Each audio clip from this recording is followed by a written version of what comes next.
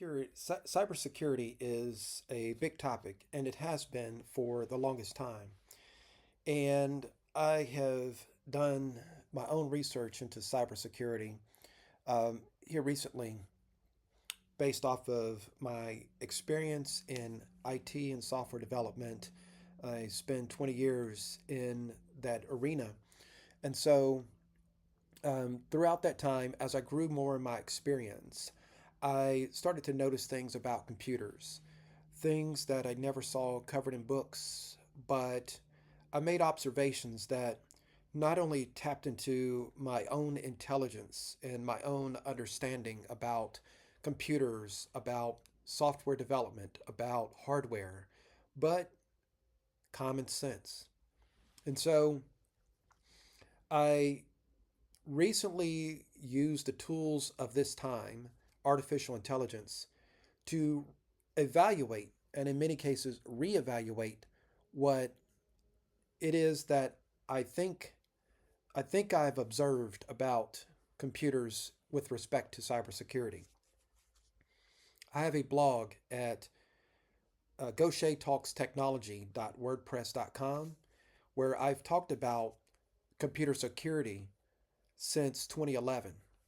And so I have 13 years of articles, not just on security, but also technology in general. And I stopped writing after a while and started making videos. Um, but as we get to the close of 2024, and I began to return more and more to what this channel was originally initiated into, which was a discussion of technology that I saw as more secure in 2019, but also more open and better suited for the advancement of society through technology. I decided to look at this aspect of cybersecurity with a much more rigorous approach than I've applied in the past, using not just intuition, but also a little bit of scholarship. And so this discussion is probably going to go for a good bit, but it's going to be a detailed exploration of the periphery of cybersecurity. And so, what it will reveal as we go along is there are some very troubling aspects to the concept of cybersecurity as a practice, a technical discipline, but also as an industry. And so, in preparing for this discussion, I have a couple of notes, and we're going to use ChatGPT in real time to go through these various concepts.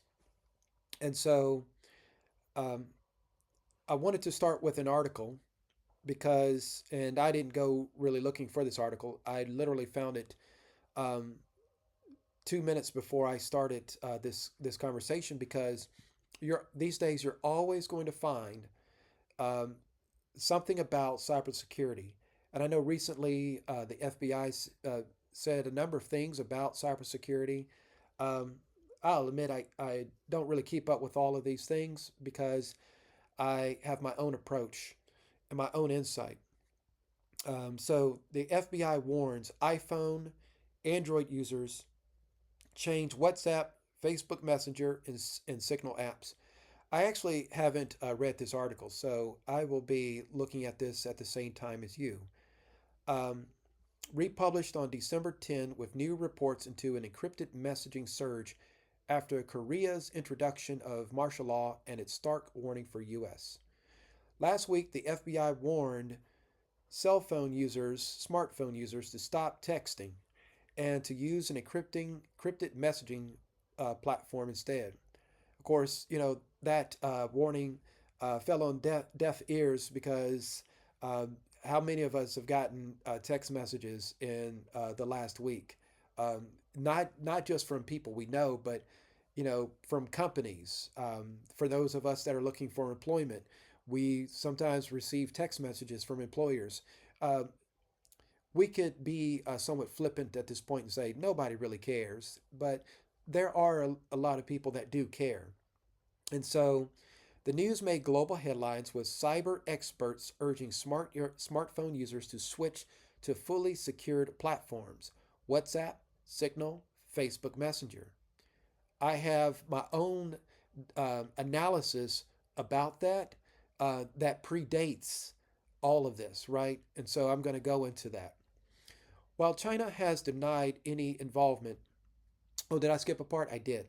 But the FBI also has a serious security warning for U.S. citizens using encrypted platforms. Those apps, it says, need to change. And again, if you follow this entire discussion, um, I would like to say it doesn't matter what security background you have or what technology background you have. I won't make that promise because I will get technical on this dialogue, right? And so this is not meant to be widely accessible, right? This is not meant to be widely accessible, but it is. This is a discussion that is a structured discussion that is going to look at this situation with security and with technology. End-to-end encryption, or ETE, will be discussed, but we're going to go to the root. We're going to go to the foundations of technology and work from the foundations on forward to today. So, while China has denied any involvement in the ongoing cyber attacks on U.S. teleco networks, describing this as a pretext to smear China, government agencies are clear that Salt Typhoon hackers linked to China's Ministry of State Security have infiltrated multiple networks, putting both metadata. Keep in mind, a lot of this is about metadata. Cybersecurity, right? And I'm using that term in a much broader sense, right? Cybersecurity to include surveillance, to include eavesdropping, to include being able to pick up on what people are doing, location, place, activity, and an analysis and assessment of what they're doing. A profile of life, as is stated in the intelligence agencies, a profile of life. What is your life like, and how can your life be traced in such a way as to be able to um, put things in place to steer your decisions? You think you have free will, and you do, but that free will can be manipulated. And so, yeah, metadata is a key aspect to that, and actual content at risk. Encrypting content is certainly the answer, and I do agree with that. I 100% agree with encryption. I just 100% um, observe that the way we approach encryption is totally off base, and I will talk about that in the structured part of this discussion. And the FBI's advice to citizens seemed clear cut: use a cell phone that automatically receives timely operating system updates, which is pretty much all of them, responsibly managed encryption and phishing resistant MFA, or multi factor authentication, for email, social media, and collaboration tools. And, you know, a lot of that seems very, very useful, but there's some fine print. What was missed in almost all the reports covering Salt Typhoon was the FBI's precise warning: responsibly managed encryption is a game changer. None of the messaging platforms which cybersecurity experts and the media urged SMS RCS users to switch to are responsibly managed under this definition. They are managed encryption uh, tools and networks, but you have to really narrow down the definition of responsible. The FBI has now expanded on its warning last week, um, telling me that law enforcement supports strong, responsibly managed encryption. This encryption should be designed to protect people's privacy and also managed so U.S. tech companies can provide readable content in response to a lawful court order. So there's been a long history of the tension between private companies and public companies, just the private sector and government in terms of encryption that is fully encrypted, where the data is totally private, and the government wanting backdoors into those systems, right? The earliest known example, I believe, is called the Clipper chip situation. I forgot how long ago that was. I think it was like maybe 30 years ago. But the government want backdoors into this, right? But those backdoors has been proven to actually cause the encryption not to actually work 100%. So then you end up having no privacy, and there's a whole long story about that I'm actually not going to go into, right?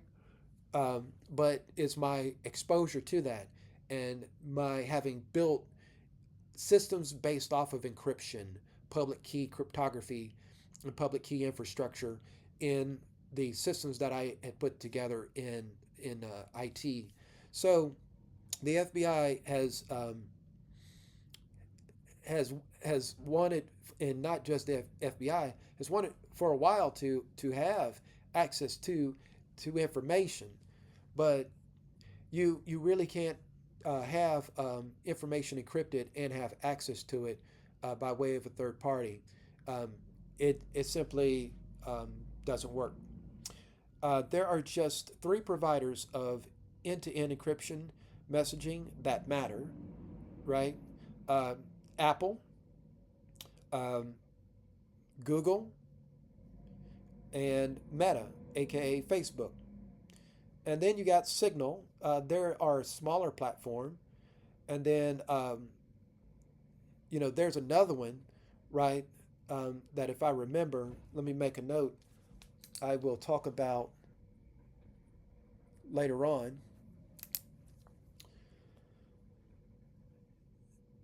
And these are U.S. tech companies the FBI says should change platforms and policies to provide readable content in response to a lawful court order.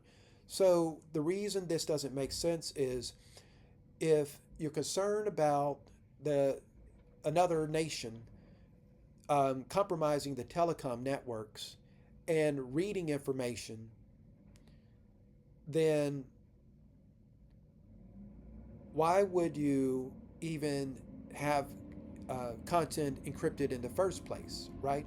Why would your content even be encrypted, right? If you're concerned about another nation getting access to the content and then you want access to the content, well, if it's encrypted and it's encrypted the right way, then that other nation can't get access to the information. And that means the information is so well protected that not even um, a second party, right? Because you, as the person that wants to protect your information and make it private, you're the first party, right? The second party in this case would be the government, and a third party in this case would be another government outside the United States, right? And so the only way for all parties to have the information totally secure, or in in the only way for the information to be totally private in all situations, first party, second party, third party, is that the information has to be provably reliable in that you cannot hijack it, you cannot compromise it, you cannot make a way into it, no way, shape, form, or fashion, right? So if there's any possible way to actually get into that encryption, to get into this scrambled up information and descramble it so that you can see what's there, if there's any way possible to do that as a second party, you can better believe there's a way for a third party to be able to do the same thing. So that's why none of that actually makes sense. So this doesn't mean giving the FBI or other agencies a direct line into content. It means Meta, Apple, and Google should have the means. the keys to provide content when warranted to do so by a court. That defeats the whole thing. What I had just said, it applies because you, as the person who's using a Samsung Galaxy or an Apple iPhone or a Google Pixel, you, as the person using those devices, you are the first party, and that is the information. The information on there is the information you created or the information that you deal with, right? And even though the providers of those phones or tablets or computers or whatever provides the means for you to encrypt it, it's only um, trustworthy if not even they can get into that information. It's a unfortunate rule of encryption, right? And this actually is a military point of view as well. It's a scorched earth type of view. Your information should be so secure that if you forget the password, if you forget or if you lose the access key, maybe you have some kind of little key fob that you can plug in. If you lose the key fob or you lose the password or the recovery key, then under the definition of a truly secure um, uh, piece of data, that data is just as good as deleted. That's how good the security has to be. And a person who wants to secure their data, who wants to reach that level of security to 100%, has to have the the tolerance level, and they have to be to a point where they're like, yeah, I can live with losing the data. If someone else wants to have access to it, I would rather not have that data, right? You know, if I can't have exclusive access to that data, then nobody can have access to that data. That's how well security should be designed, right? And that's not the point of view that is going around, right? Um, so um, so a lot of this is just really the same debate that's been happening for 30, maybe 40 years. It's an age old debate. None of this is actually new. It just seems new. In fact, this video is going to age, right? This video is going to go into oblivion because um, this is just a small, minute drop in what is a what would seem like an eternal discussion on these matters. So, and this is the dilemma. Apple, Google, and Meta all make a virtue of their own lack of access to user content, Apple being prominent among them. So, Apple ensures or assures that end to end encrypted data can be decrypted only on your trusted devices where you signed in to your Apple account. No one else can access your end to end encrypted data, not even Apple. And this data remains secure even in the case of a data breach in the cloud. So, if you lose your Apple ID password, if you can't remember that passcode, um, you lose both of them, then your data is essentially deleted, right? But that is the price to pay if you want absolute security. That's the question for the people that say they want privacy. What price will you pay for privacy, right? And it goes back to Benjamin Franklin, right? Let's see if I can remember the quote. Those that desire safety and security over liberty deserves neither. I think it goes like that, right? And so, unfortunately, Christopher Wray is the director of the FBI. He says that this means that even when we have rock solid legal process, a warrant issued by a judge based on probable cause, the FBI and our partners often can't obtain digital evidence, which makes it even harder for us to stop the bad guys or gals, right? The reality is we have an entirely unfettered space that's completely beyond fully lawful access, a place where child predators, terrorists, and spies can conceal their communications and operate with impunity, and we've got to find a way to deal with that problem. The only problem with that statement is that there is a Fourth Amendment right to people to have end to end encryption and 100% absolute encryption. It's a Fourth Amendment right under the United States Constitution. And the thing about it is, when a warrant is issued, right? Um, let's say there's a warrant to go into somebody's house. Well, let's say that that person um, came up with like a solid block of metal. Let's take a metal safe. And in this safe, they have the codes to a nuclear bomb, right? And what will happen is this safe would be so secure because it doesn't even have a door anymore, right? Um, you took, six sheets of thick sheets of metal, right? And you just welded them into a square box with this codes in it.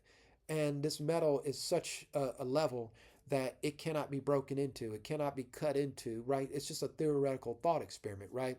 So even though you have the warrant to go into the premises, in a scenario like that, you still cannot obtain this particular um, piece of evidence, right? Because number one, you don't know what's in that box, right? And number two, it would actually require even more evidence and discovery to understand what that box is all about, right? And that leads to the next reality. I said earlier, metadata. The reality is you don't actually need files.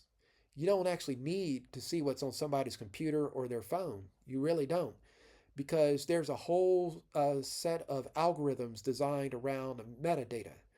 Um, a guilt can actually be determined, and bad behavior can actually be determined on metadata just by itself. And so there are security holes in the way that messaging works, email works, accessing an internet website work. There are holes in all of that that can disclose what a person is doing, what are they're up to, and you can run that through a chat GPT like artificial intelligence system in the government and know with great precision what's actually happening, right? And so you don't even need that. So in reality, all of this that we see here might actually be a smokescreen. It might be a deflection so that people flood into end-to-end encryption apps and have a false sense of security, right? Um, who is this? We don't want to be the outlier that proves the rule. We want to be a new set of rules leading the way to a much more open and diverse tech ecosystem. So, yeah, somebody will have to decode that. But um, the dilemma is that if Google or Meta or even Apple does have the keys, as used to be the case, then the end-to-end encryption enclave, the secure section, falls away. How would users feel if Google could access their currently encrypted content if required or wanted? This is as much about distrust of big tech as trust or otherwise of law enforcement. And as ever, while the argument runs one way in the US and Europe, the same technical backdoors would exist in the Middle East, Africa, China, Russia, Southeast Asia, countries with a much different view on privacy and state monitoring activities. The FBI has essentially already warned users away from messaging on Google and Apple's own platforms. Full encryption doesn't work cross platform. That leaves Meta as the world's leading provider of cross platform encrypted messaging with WhatsApp and Facebook Messenger, each counting their user bases in the billions. And I'm actually going to deconstruct that in this conversation. But in response to last week's FBI warning and its push for responsibly managed encryption, Meta told me that the level best way to protect and secure people's communication is end-to-end encryption. The recent attack makes that point incredibly clear, and we will continue to provide this technology to people who rely on WhatsApp.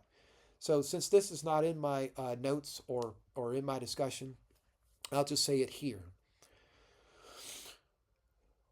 What makes you think that a company, Meta in this case, that its entire history is based on selling people's information, and in the wake of the Cambridge Analytica scandal, what makes you think a company like that is truly going to provide you with an app that's going to hide your information? If you believe that, I would seriously suggest reconsidering that position. And so there is no true independent third party auditor that everyone could trust that would be able to look at Facebook's or Meta's implementation of WhatsApp and tell you without a shadow of a doubt that there's not a sliver of access into the end to end encryption stream. Signal hasn't yet provided a response. What is clear, though, is there is still no appetite across big tech to make any such changes, and they've proven willing to fight to protect encryption if it means exiting countries or even regions. And even as I say all of this, right, I do believe that Apple has the best overall approach to cybersecurity. That doesn't mean that you should put your trust in Apple, not at all. But I do think that your chances are better with Apple in general. It just depends how that unfolds over time. But historically, Apple has been the best, the best approach commercially in terms of what people can buy, what people can access to have security overall. So, but for all we know, Apple could have sold out behind the scenes and you would never know it, right? So you just have to look at these things um, with great skepticism. But the U.S. is different, and for this tech, the U.S. is home. The debate will change if and only if public attitudes change. So I'm gonna stop reading. Right? Oh, look, the EFF, the Electronic Frontier Foundation, which I am a 100% champion of. But anyway, so I'm gonna get off of that, right? And talk about something that is a little closer to what people have heard me talk about in private or in person, and that is AMD. So, for the longest time, I was a proponent of AMD, and the reason was is that the reason I had switched to AMD was when Intel demonstrated through the meltdown, spoiler, inspector security vulnerabilities. Spoiler, meltdown, inspector.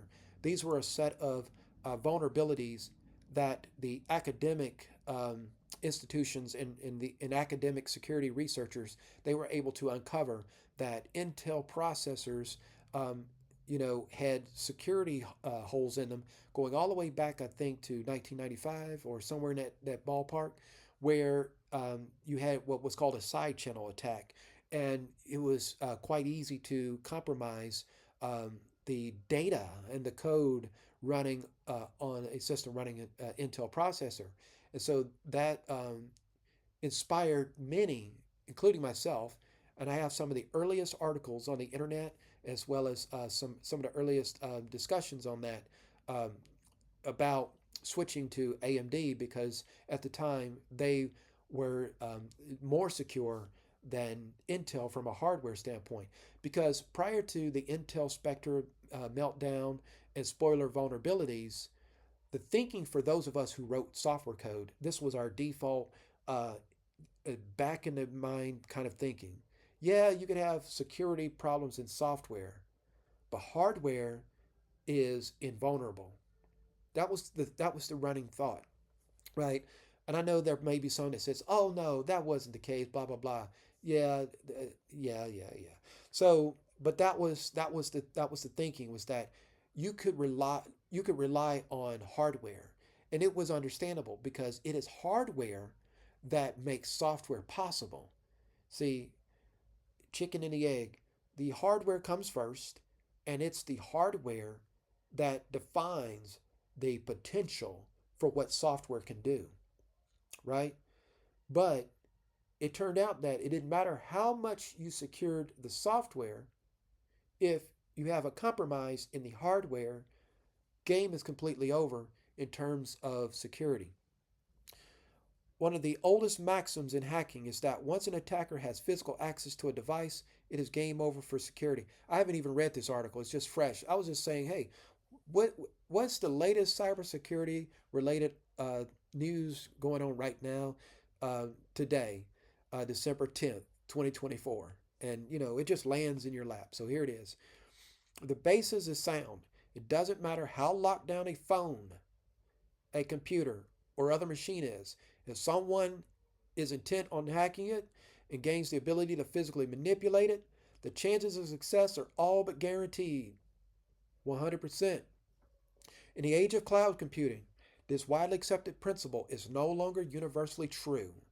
Some of the world's most sensitive information, health records, financial account information in your bank, right? Social Security Administration, you name it, sealed legal documents, and the like, now often resides on computer servers. That's what servers are. They're computers that are connected to the internet by and large, that receive day to day maintenance from unknown administrators working in cloud centers. I'm not a fan of non disclosure agreements, but even if you had those cloud administrators under non disclosure agreements, that guarantees you nothing. Working in cloud centers thousands of miles from companies responsible for safeguarding it. Bad ram to the bone. In response, chip makers have begun baking protections into their silicon. This article did not even exist when I was doing my little dissertation here. This synchronicity, it was meant for this discussion to happen at this specific time on this day. I don't even think this article existed yesterday when I was originally going to do this discussion. So, in response, chip makers have begun baking protections into their silicon. I'm actually going to talk about that. So, this is amazing. To provide assurances that even if a server has been physically tampered with or infected with, oh, look, what is that? Malware, sensitive data funneled through virtual machines can't be accessed without an encryption key that's known only to the VM administrator. Under this scenario, admins inside the cloud provider, law enforcement agencies with a court warrant, and hackers who manage to compromise the servers are just out of luck. On Tuesday, an international team of researchers, there goes those researchers again. So this is how we find out these things. There are people whose their PhD, their master's degree and PhD in computer science is focused on security. And this is what they spend their entire life. That's what they spend 5 or 7 days a week on. This is what their entire life is on. And of course, when you have people that are dedicated like that, you're going to find things. And so, an international team of researchers unveiled BadRam, a proof of concept attack that completely, 100% undermines security assurances that chipmaker AMD makes to users of one of its most expensive and well fortified microprocessor product lines. So, this year in 2024, we had the huge debacle with Intel and their chips frying, right? So, they had security issues in years past, and I haven't kept up on that because I pretty much wrote off Intel. And then, so now we're all on AMD. AMD chips are not frying in data centers, but they're frying security, it turns out. So, starting with AMD EPYC 7003 processor, a feature known as SEV stands for Secure Encrypted Virtualization and Secured Nested Paging. That's actually an awesome concept. It's actually an awesome concept. I wrote a blog article probably 8, maybe 9 years ago, where I had designed a fully secured computer, and my paper had concepts like this. But anyway, has provided the cryptographic means for certifying that a VM hasn't been compromised by any sort of backdoor installed by someone with access to the physical machine running it. If a VM has been backdoored, the cryptographic attestation will fail and immediately alert the VM admin of compromise. So, kernel software running in Ring 0, all bets are off. Or at least that's how SEV SMP is designed to work. Bad RAM is an attack that a server admin can carry out in minutes. So actually, when I saw the headline, I thought we were talking about regular laptops and desktops. This is even worse than what I thought. So this is talking about servers. As I go through this article, this is servers. This is where all of your email is stored. This is where all of your photos are stored. This is where all of your information is stored. This is where all of your online shopping takes place. This is where all of your social media interactions take place, including those private DMs, right? All of that is taking place, right? And so bad RAM is an attack that a server admin can carry out in minutes using either $10 worth of hardware or in some cases just software to cause DDR4 or DDR5 memory modules to misreport during boot up the amount of memory capacity they have. From then on, SEV, man, remember this statement right here because I'm going to talk about that. In fact, y'all can read the rest of this, later on. Um, I'm going to go into my discussion because I spent enough time on the real world. I'll come back to the real world at the end of my discussion, but let's transition here. All right. So I've already done this session with ChatGPT, but I thought it would be helpful to do this in real time. So I'm connected live to the internet. This is not a live stream, but I'm connected live to the internet. And what I'm going to do is pose some questions to the large language model, to ChatGPT. My instance of ChatGPT is fully customized. I've been using it for a year and a half, and I have it fully customized. It has access to 13 years of my writings and my insights. I've thoroughly used the custom instructions to detail how I wanted to talk, how I wanted to look at things, and I have encoded the parameters for it to be very objective, very unbiased.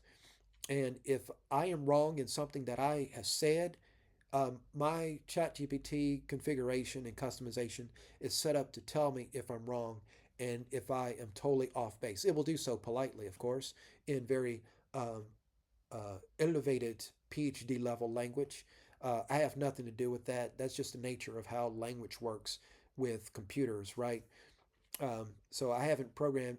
You can program it to use a different way of talking, but I didn't want to use up my customizations with that. I wanted to use my customizations to have ChatGPT be very thorough. This is before the O1 model, right? I have it situated in a way where it's going to be almost O1-ish, right, in how it works.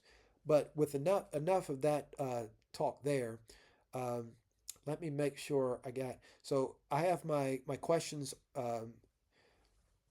After I did the first session with ChatGPT, I went back and redid my questions because there's a good saying from an Eastern spiritual tradition. Ask the perfect question, and you'll get the perfect answer. So I got all my questions already written out. So let me see if I can get to that.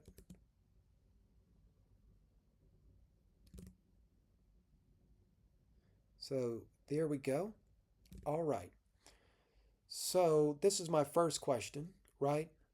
Can you provide a detailed explanation of Intel Management Engine and similar hardware level technologies such as AMD Platform Security Processor and Arm TrustZone? How do these subsystems operate within the broader context of computer architecture, particularly regarding their roles in system management, security, and privileged access. Additionally, how do their design and functionality influence the overall transparency, control, and security of modern computing systems? So, what I'm going to do is I'm not even going to ask that question to start with. As I've read through those articles and as I got started here, I want to start with a simpler question. What is the value in knowing computer architecture for either the layperson or IT professionals and software developers? So I want to start with that particular question. That will change my ChatGPT context, but let's see what that is. So understanding computer architecture offers significant value, and for laypersons, it produces informed decision making. Knowledge of computer architecture helps laypersons make better decisions when purchasing hardware or troubleshooting issues. Improved troubleshooting skills. Basic familiarity with how computers work allows laypersons to identify um, problems or describe them more effectively to technical support. And keep in mind, this is not the know how computers work in terms of the software, right? This is not how Microsoft Windows work or how your favorite app on your phone work, but it's more fundamental than that. Digital literacy. Understanding how computers process information demystifies technology, making people less intimidated and more capable of engaging with modern tools and systems. And recognizing hardware efficiency, power consumption, and upgrade paths fosters environmentally conscious decisions, reducing e waste. For IT professionals, it enhances problem solving, right? A deep understanding of the architecture of computers help IT professionals diagnose and resolve hardware and system level issues more efficiently. For instance, recognizing bottlenecks between CPU, RAM, and disk can guide optimization efforts. IT professionals often design systems for specific workloads. Knowing architecture ensures they can select the right components. Effective communication. With architecture knowledge, IT professionals can bridge gaps between business needs and technical requirements, explaining system capabilities and limitations for stakeholders clearly. And architecture expertise, especially in areas like cloud computing, virtualization, and high performance computing, is increasingly valuable for roles like system architects and infrastructure engineers. For software developers, performance optimization. Understanding how software interacts with hardware enables developers to write more efficient code. So if you wonder why you need more RAM year in and year out, the culprit is a improper use and utilization of computer architecture. That's the fundamental um, um, culprit. That's the fundamental culprit. Programs don't have to be as bloated or as RAM hungry as they are. So, understanding instruction pipelines and parallelism helps in optimizing multi-threaded applications, debugging complex issues, right? Or at least knowing how to approach debugging, right? Developers working on embedded systems, drivers, or game engines need to know the architecture to fully exploit hardware capabilities. Scalability and portability. Knowledge of architecture ensures that applications scale well across diverse systems, from mobile devices to cloud infrastructure, to adapt to different hardware constraints. Foundational understanding. Concepts like the von Neumann architecture, instruction cycles, and system buses are foundational to understanding how programming languages and operating systems interact with hardware. General benefits across all groups. Critical thinking. The logical structure of computer architecture fosters a systems thinking approach encouraging analysis of how components interact. it goes without saying that being immersed in computer architecture does have a side effect on your mind and how you think about things outside of computers. So you got to balance that. But security awareness, understanding how computers process and store data helps recognize vulnerabilities, e.g., side channel attacks, and secure systems effectively. Adaptation to emerging technologies. Familiarity with architecture makes it easier to grasp advances in areas like quantum computing, AI processors, or edge computing. All right, so that's the general tone of how I've approached this particular topic. So, and the reason why I have my questions like this is because you can imagine trying to type this could be somewhat arduous. And so I decided not to spend a lot of time typing and just put it in here and let the engine respond. Can you provide a detailed explanation of Intel Management Engine, AMD PSP, and AMD TrustZone, and let's see, and how these operate within the broader context of computer architecture? So, Intel or Intel ME is what it's normally called, right? I spelled it out so that there was no ambiguity when talking with the LLM. It's been integrated into Intel chipsets since 2006. It operates independent of the main CPU and operating system. It does not matter what kind of antivirus you have on the computer. It doesn't even matter about something like CrowdStrike, which goes a level deeper, closer to the operating system. It doesn't matter. If you got malware, right, that is able to operate the same way as Intel Management Engine, they are outside of the processor and they're outside of the operating system. Yes? Okay, so um, tasks include system initialization and power management, remote management. This is one of the reasons why Intel Management Engine was so popular, is that it allowed an IT administrator to remotely get into a computer even when the operating system was frozen and somewhat crashed, right? In some cases, you can get into the computer even in a quote unquote off state, but it allows you to, let's say you got 1,000 or 10,000 computers that you need to manage. There's no way that you're going to be able to physically walk to all of those computers and do the legwork, but um, there's a cost to the convenience. There's a spectrum between convenience and security, right? And so enforcing security policies and performing cryptographic operations, right?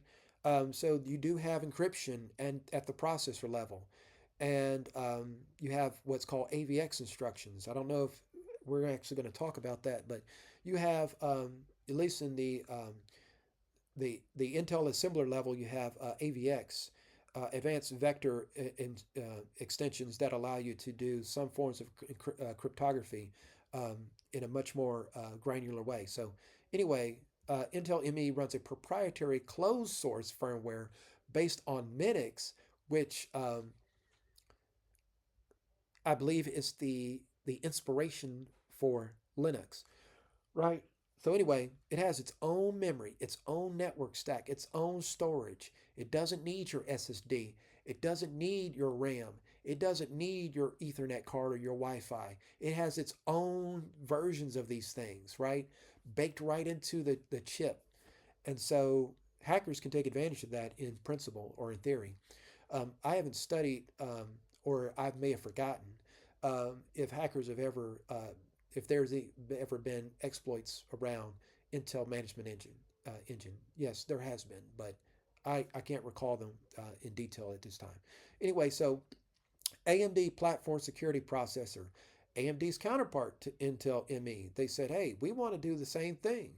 And they introduced this in 2013. So AMD didn't know what was ahead when the the the the noise started up around Intel Management Engine. So they said, "Hey, this seems like a good idea, and it helps Intel make sales. So let's do the same thing." It's an ARM-based processor embedded in AMD CPUs. So you have a x86-64 instruction set that is governed by an ARM instruction set, right? And Basically, the ARM instruction set, that's the same type of instruction set that defines chips like the Apple M series processors or the Apple A series processors that are in iPhones, iPads, and Apple Watches, right? Or the Samsung Exynos processor or the Qualcomm processors that are in Samsung Galaxy phones and tablets, or Google's particular processor, which I forgot the name of, that's in their Pixel phones and tablets, right? All those Android tablets and Apple devices, they all use ARM instruction set. And that's the same instruction set that AMD uses inside its processor to manage a, well, not fully managed, but to allow administrators to access a bigger processor that is more recognizably the AMD processor that uses the x86-64 instruction set that is the same instruction set used by the Intel processors. And so the responsibilities is to secure boot processes. So when your computer boots up, it's AMD's implementation is going to try to say, okay, do we even recognize this code that's trying to boot up this computer? And it's to try to protect your computer from further malware, right? Cryptographic key management, enabling secure enclaves for trusted execution. I wrote a blog post about that, so I won't go into detail here because I will overtalk the entire discussion here. Uh, Intel Management Engine and PSP operates independently of the main CPU and is a closed source implementation. Um, Arm TrustZone, a security feature built into many Arm processors. And this is going to be very similar to what Apple does with the T2 security chip, right? Divides the processor execution environment into two worlds. Secure world executes trusted applications and security critical operations. Normal world executed the regular OS and user applications. This is a lot closer to what my original um, document about a secure computer hardware design would be. But since that time, we've seen numerous issues with the way these things can be implemented. So, operation within the broader context of computer architecture, independence and privileged access. These subsystems operate as independent microcontrollers within the hardware architecture. They have their own execution environments, isolated memory regions, and network interfaces. They function below the level of the operating system, often bypassing operating system level permissions. These are the things that come before Windows or Apple or Android or Linux boots up and comes into the picture. These are the things that are there that people don't even see and don't even know about. They're just there in the computer. Power management. They help with managing power states, system sleep, and wake up routines. Initialization. Um, Perform low level system checks during boot, such as verifying firmware integrity. Again, remember the years that these things were introduced, 2006 and 2013. All these things were still doable with computers. They were just done in a different way, namely through the BIOS and namely through UEFI. Some people call it UFI. But anyway, so remote administration. This is the big selling point for the technology for the corporations and those that buy a lot of hardware. It allowed the IT administrators to remotely access and control machines because they have to make the job easier, right? And so even if the main OS is unresponsive or powered off via out of band management, so it's a very sophisticated and intricate tool set. And I'm not actually saying anything against it. I'm not saying anything against it. I'm saying that it is evidence of a much broader claim I'm going to make in this discussion, which will then tie into how cybersecurity actually is in the real world. Secure boot, right? So yeah, there's a lot going on here, but basically we see what's going on. There's basically um, a level in the computer that can see everything else in the computer, no matter how secure everything else in the computer might seem to be. All right, so let's move on to my next question because I now kind of want to speed this up a little bit. Um, so let's see. This is my next one, and I've kind of asked this question already, but I want to strengthen the context of this session. The questions you ask in the artificial intelligence session, they all feed off of each other, right? And and the quality of the questions um, can determine the quality of the response that you get. So, can you provide a comprehensive explanation of computer architecture detailing the roles of hardware components, right? And their underlying electronic principles. This is the important part. This right here, electronic principles, this right here is the most important part of the entire discussion. The entire the entire thesis that I pose is based on this right here. Okay? And we won't even revisit it, but this question has to be asked for any other questions I ask ChatGPT to make sense. So there's going to be a wall of text. So stand by. You see the little button down here? That's showing you it's still working, right? And then it'll change once it is finished. Um, so let's go ahead and see where we go with that. So yep, it's talking about all the different components of the computer. Core principles, binary logic, most people know about that. Transistors, most people know about that. Analog versus digital, people know about that. Clock signals, power on, operational states, idle state, instruction fetch, data access, computation, output, generation. So right here is where the whole discussion about security will take place, right? Not in this discussion, but in general, this is what you're really dealing with. And then, oh, look, it's done. Okay. So anyway, hardware software interaction, low level software that enables the OS to communicate with hardware. Um, that's what drivers are. And system calls, interfaces between application software and OS kernel for hardware access. Instruction set architecture defines the set of instructions the CPU can execute, acts as a contract between hardware and software. Um, Pipelining, the CPU executes multiple instructions, stages simultaneously for increased throughput. This is where a lot of your performance actually comes from, not any gigahertz or anything like that.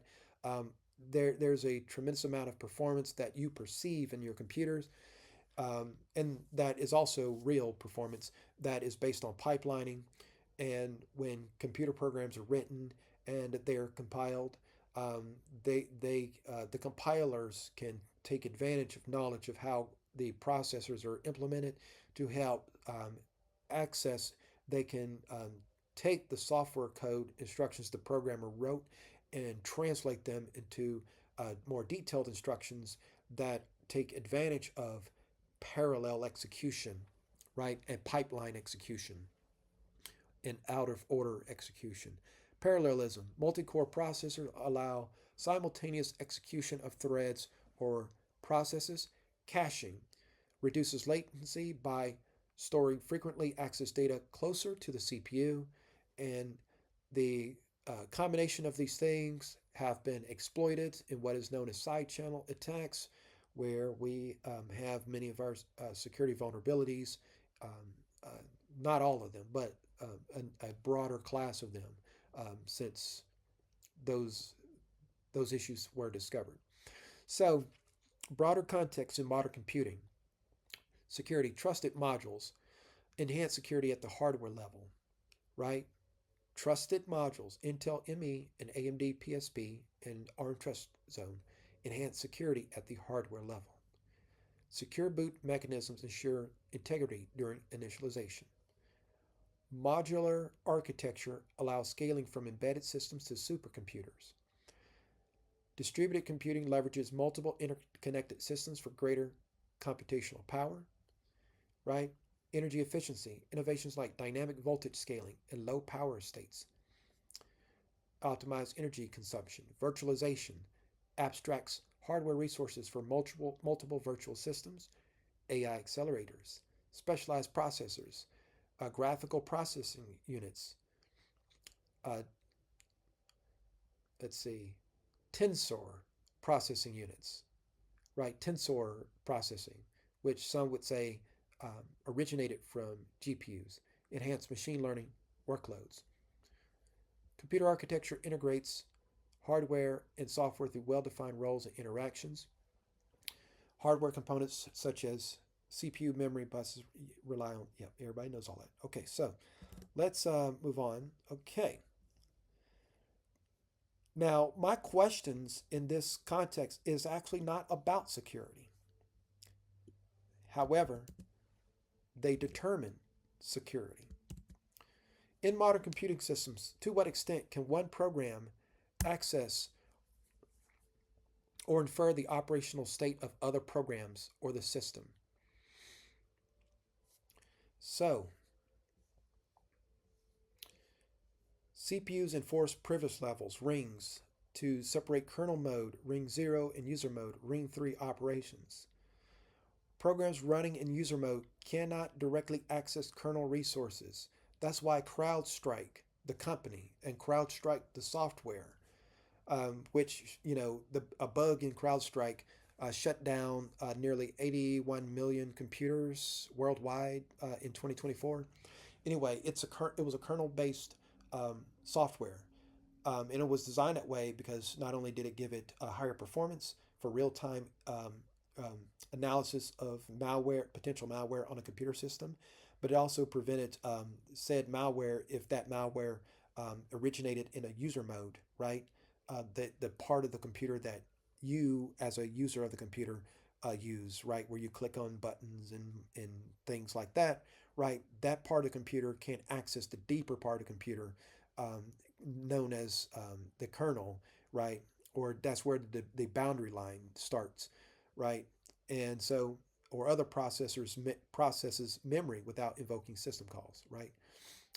These programs in user mode, they can't access any of that without going through the proper channels, right? They can't access the deeper part of the computers without going through the proper routes and channels mediated through the kernel um, and kernel mode implementations. So that's where we have ring 0, right? All right, so memory hierarchy and address translation, virtual memory maps process specific virtual addresses to physical memory locations using page tables. Memory protection units. Okay, so yeah, we got all this stuff that helps us secure the computer. We got process isolation, access control models, right? We got discretionary access control lists, mandatory access control lists, right? We have just regular access control lists at the operating system level. We got sandboxing. Applications are restricted to isolated environments. Many of your web browsers work that way today, right? Where information in one tab, in theory, this is at least what Google says, right? Cannot access information from another tab. All right, so side channel attacks, which we were talking about earlier. So, despite these mechanisms, programs can infer operational states of others through side channel attacks, exploiting indirect information leaks rather than direct access. Timing attacks measure the time taken for operations to infer cryptographic keys or execution paths. Power analysis monitor power consumption patterns to deduce process data. Exploit shared cache behavior, flush plus reload, prime plus probe to infer memory access patterns of other programs. So, for example, the Spectre and Meltdown vulnerabilities I talked about earlier exploited speculative execution and caching mechanisms to leak data across privilege boundaries. Shared resources. Programs sharing resources like CPU caches, memory buses, or I/O devices can infer the state of others by observing contention or patterns in usage. Even restricted APIs can provide metadata that reveals aspects of other processes' state. Hardware debugging features. Exploitation of debugging or diagnostic hardware features might provide insights into system or program states. It's not a might, it does. So, if misconfigured or compromised, even if it's not, you could have simple undiscovered flaws in the debugging infrastructure built into computers, right?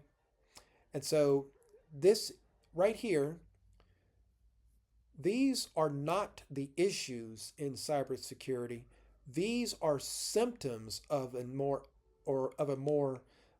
foundational situation in computers that relates to cybersecurity. Limits of isolation. So shared microarchitectural components, right? So all these different components, they're often shared, right? And I'm going to make a much more general statement about that, right? Um, Speculative and out of order execution, right? This is where a lot of your performance comes from, right? So if you were to solve this by removing it, I once advocated removing it, right? Removing this part of computers. But if you did that, computer performance would reduce significantly. We would be back to the Pentium 1 and Pentium 2 days. So clock and timing precision. Now, there's a way around that. You would just have to write software with the level of expertise and craftspersonship that they did back then. That's how you would get there, right? And so, clock timing and precision. High resolution timers enable attackers to measure microarchitectural behavior precisely, aiding in inferring states. Physical proximity, right? Um, let's see. Software design limitations, legacy systems and compatibility, backwards compatibility, right? Misconfigurations, incorrect permissions, weak sandboxing policies, right?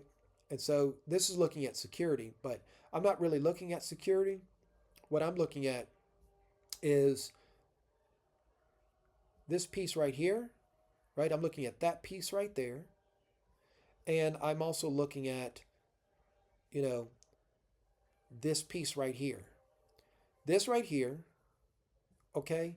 And this right here is part of the common sense of understanding the actual nature of computers, right? So let's see what other question did I have.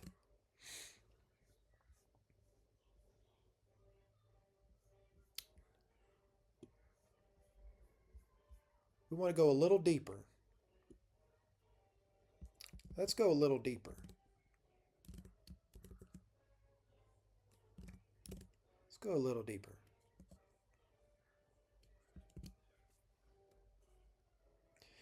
If it is ever claimed in the present time that data and code can be fully hidden in modern systems, how does the lack of true end-to-end homomorphic encryption in hardware affect this assertion? I first learned about homomorphic encryption by way of journals published by IBM, and that was something that they were looking into in their hardware platforms, principally the power chip. That their IBM's main chip is called the power chip, the power processor, which Apple computers um, used to run on the power chip from IBM, but they decided to move to Intel, and then after that, they decided to make their own chip with the M series processors. Additionally, given the operational transparency and privileged access introduced by subsystems like Intel Management Engine, AMD PSP, and Arm TrustZone, each capable of independent control and monitoring at a hardware level, are these factors correct, and do they challenge or support the validity of the claim?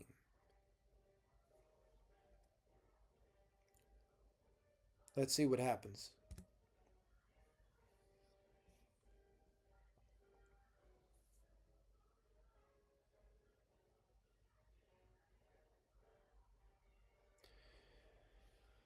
So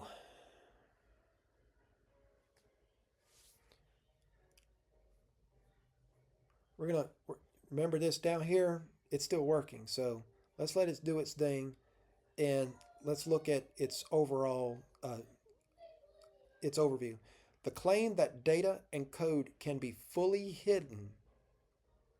The claim that data, so any of your files, any of your information, and even the programs that run on the computer and protect that information or has security built into the software code.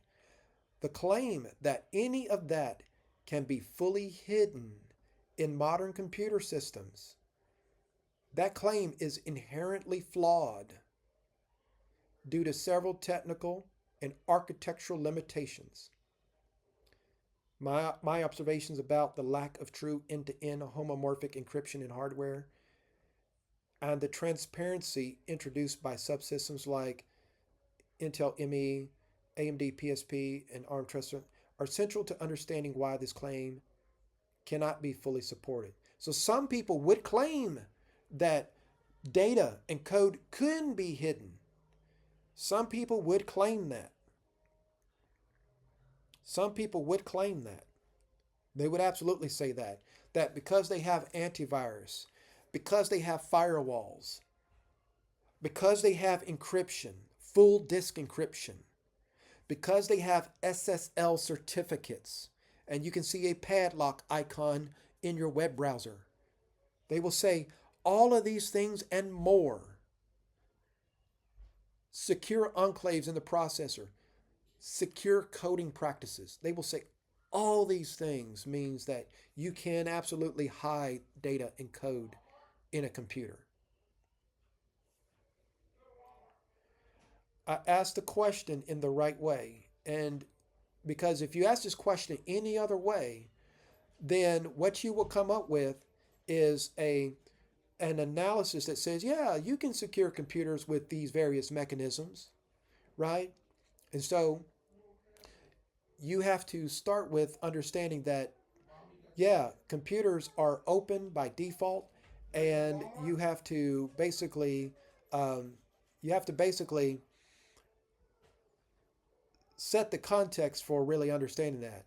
So the thing is, homomorphic encryption is a theory and an approach where every single thing in the computer, from the first bit to the last, is encrypted. Allows computations on encrypted data without the need to encrypt it, to decrypt it. See, that's what homomorphic encryption does. It allows the data to stay encrypted, and while it's encrypted, uh, computations, processing, calculations, conversions can be done on that data, inside that data, without having to decrypt it so you can see what the data is, so you can do the calculations on it and then make it encrypted again, right?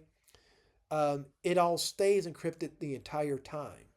There's never a single moment under homomorphic encryption where the data is exposed as plain text or readable or discernible information to a human being or any other process. So while homomorphic encryption provides a theoretical framework for absolute data privacy during processing, its lack of full implementation in hardware undermines the claim of complete concealment of data and code. And more on that in a moment, but current limitations of homomorphic encryption, performance overhead. That's why IBM was probably the leading company to research this, because their power processors, in terms of like your scalar processors, because you got scalar processors and vector processors, right? The power processors based fundamentally on a scalar um, in order design, um, basically has a performance aspect to it that would make IBM's research into this the most promising, at least at the time when they started that. Now, with Google and their advances in quantum computing that they've announced recently, might make homomorphic encryption um, feasible, plausible. Current homomorphic encryption schemes are computationally intensive, making them impractical for many real time or high throughput. So it's going to make your computer slow, right? If you were to make a computer completely secure, it's going to make your computer slow. Partial implementations. Current systems rely on techniques like hardware accelerated encryption, AES-NI. Advanced encryption standard is what that means. And AES is generally implemented through the Ragunel cryptography algorithm, or at least it was when I last did cryptography. But secure data at rest and in transit, but required encryption in memory or CPU for processing. Right? So, implications for data privacy. During decryption or for processing, data exists in plain text form within memory or CPU registers, exposing it to potential attacks. Memory dump, side channel attacks. What was that AMD article that we read? AMD BadRam. I mean, it's there. Without HE, there is no way to guarantee that data is entirely hidden during all phases of its life cycle. Impact on code privacy. Executing code must be loaded into memory and decrypted for execution, which makes it vulnerable to observation. Bingo, or manipulation. You don't even have to manipulate the data, right? You don't even have to do that. You just look at it, observe it. Debugging interfaces or exploits. Transparency and privileged access via hardware subsystems. Modern subsystems like Intel ME, AMD PSP, Arm TrustZone introduce layers of privilege control and monitoring that can independently access and interact with these hardware, posing challenges to the idea of complete data and code concealment. Right? So you are not going to conceal the code and the data with the hardware and the technology that all of us know about. Okay, so Intel ME and AMD PSP privilege and autonomous operation. These subsystems run below the operating system with privileged access to system resources, including memory storage and network interfaces. They operate independently of the main CPU, meaning their process and monitoring functions are invisible to the OS and the user level software. Potential for monitoring. Intel ME and AMD PSP can monitor memory and I/O operations, and their firmware is closed source, making it impossible to verify whether data and code are fully hidden. Exploits like Intel AMT vulnerability, CVE, right? Um, Current vulnerability, something. Yeah, it demonstrate how these subsystems can be compromised, leading to unauthorized access. Uh, Inherent transparency, even in secure enclaves, Intel SGX as an example, are used to protect data and code within the CPU. These subsystems can potentially bypass these protections by monitoring traffic at lower levels, such as the memory bus. Arm TrustZone, hardware partitioning. TrustZone isolates secure and non-secure worlds but requires privileged hardware access for communication between these worlds. If a secure world is compromised or misconfigured, it could expose data or code previously considered hidden. Controlled by OEMs and vendors. TrustZone relies on firmware provided by device manufacturers, meaning its security depends on vendor-specific implementations which can introduce vulnerabilities.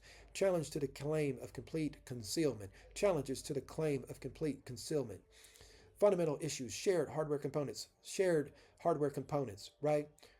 So anyway, we talked about that earlier. We talked about that even earlier than that, right? And so unverifiable, even if it's verifiable, I will say even if you can verify it, you still got issues because of case number one, and you know, and so on and so forth. So, privilege monitoring and debugging. Subsystems are designed to provide remote management and debugging features would inherently contradict the concept of complete concealment. All right, so yeah, ChatGPT said that far better than I have said it so far. So, anyway, uh, challenges to the claim: no true end to end isolation, no true end to end isolation, and no true end to end encryption. Without homomorphic encryption implemented to implement end-to-end at the hardware level, data must exist in plain text at some point during processing, exposing it to attacks. Opaque subsystems with privileged access. Subsystems like Intel ME and AMD PSP by design have operational transparency and privileged access that inherently undermine full concealment. Hardware level limitations. Shared microarchitectural components and speculative execution optimizations introduce fundamental vulnerabilities that attackers can exploit to infer in hidden data. Support for the claim conditionally. Strong security practice. If subsystems are properly configured, isolated, and protected with robust firmware and secure enclave mechanisms, data and code can be hidden to a high degree, but not completely. All right, so Basically, what all that means is there is no true hiding of data or code. And if you can't hide it, then you can't secure it. All right, so let's see what else we got. So this is actually what my claim is right here. So the previous question was to establish if I was on the right track. Um, this is a follow-up to that. To what extent does the inherent openness of computer architecture is dictated by fundamental design principles to persist despite the implementation of security mechanisms? Let's see, can these mechanisms fundamentally alter the nature of this openness, or do real-world outcomes measured across the median population of mainstream computers, operating systems, and software demonstrate that such systems remain inherently open by design? Please evaluate this in the context of both theoretical principles and practical evidence.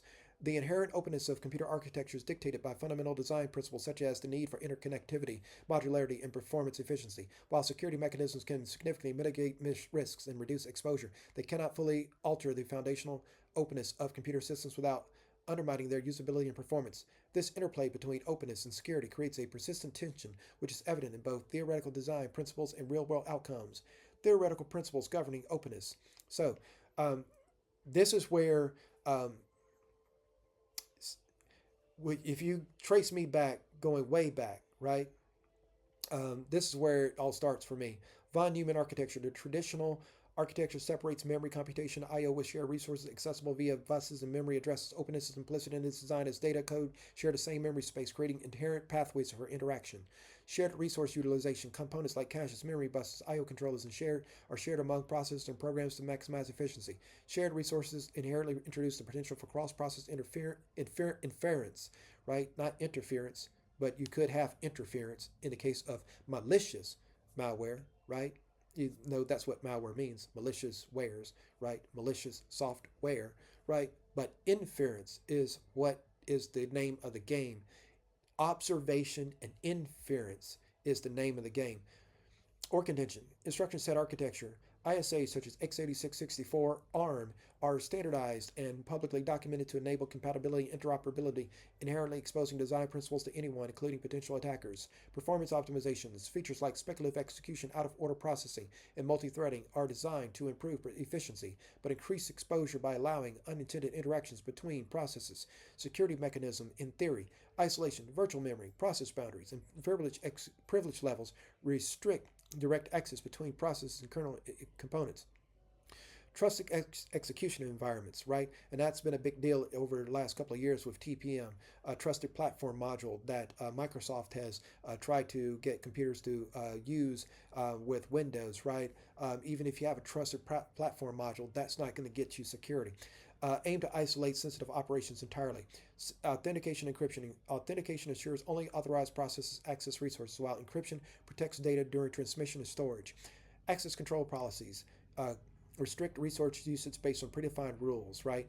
This is pretty much where I basically settle when it comes to security. My security recommendations, to the extent that you're going to have security, I am an advocate for whitelisting as opposed to blacklisting. Um, there, nothing's perfect, but out of all the security concepts that I have researched in cybersecurity and security in general, whitelisting to me, I have actually applied it in the past with great success. It is more resource intensive. It requires more demands the um, across the span of activities that you would do to secure computer devices and environments, but it has the biggest impact, reducing exposure to malicious actors. So, despite these mechanisms, the underlying architecture remains open because security mechanisms often operate atop or within the fundamental design rather than altering it, and they can't alter it because it's hardware. System usability and compatibility require retaining some degree of openness, and I am open source all the way. I am all in favor of openness, and I am just saying that because computers are inherently open by design, not intentional, it's just the nature of having a computer in this universe, in these laws of physics. Everything is observable. Why do we have a Large Hadron Collider in Geneva, Switzerland? Because we can observe um, we can observe tachyons and bosons and subatomic particles. The universe is open by default, right? And so the thing created in this universe is open. So anyway, so wide adoption of open standards. Open standards in hardware and software enable compatibility across vendors, but expose detailed architectural knowledge to attackers. For example, widely documented USB or PCIe protocols allow hardware and software integration, but also create avenues for attack. Shared hardware components, side channel attacks. We can go on and on and on and on and on and on and on. So, can security mechanisms alter openness? No, they can't. So, we'll just move on from that. Real world outcomes, systems remain inherently open. They're just open, and trying to make them close.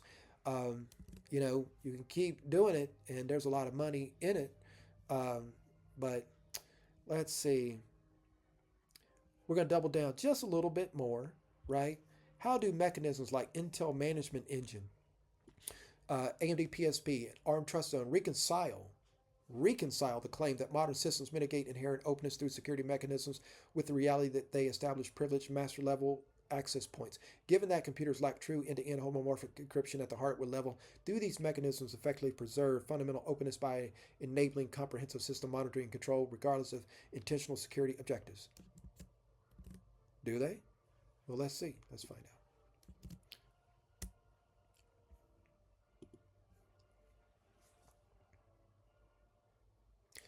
It's a paradox. They intend to mitigate risk and enhance security, but simultaneously establishing master level access point. This is why backdoor encryptions and all of that, that is a showstopper right there, right? So, give me 1 second. I'll be right back.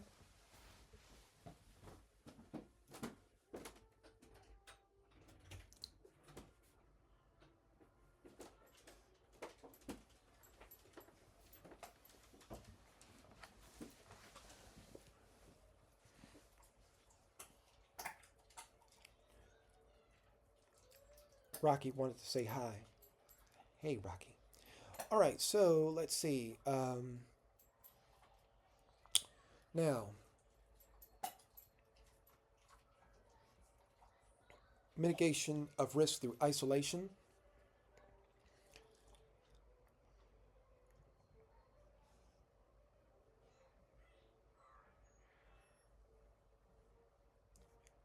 All right, so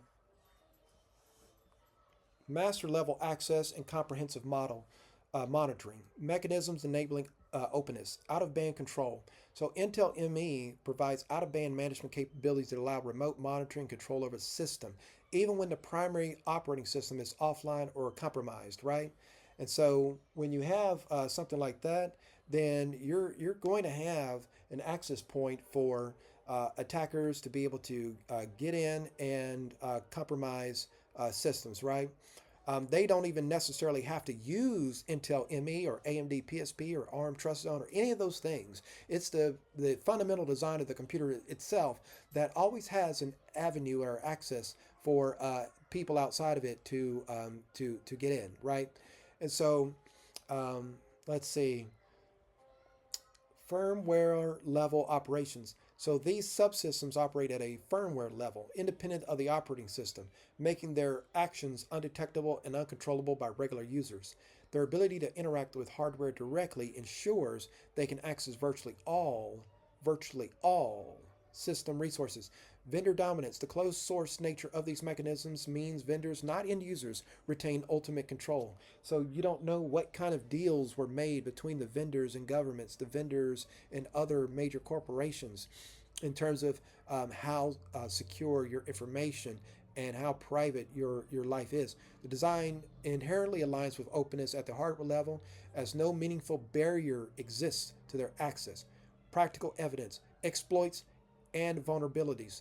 The discovery of vulnerabilities in these subsystems, not just these systems, but every time you get a software update, you know, you want software updates, especially for new functionality or to fix bugs, but Most of the time, there is some security issue that has been discovered with software, right?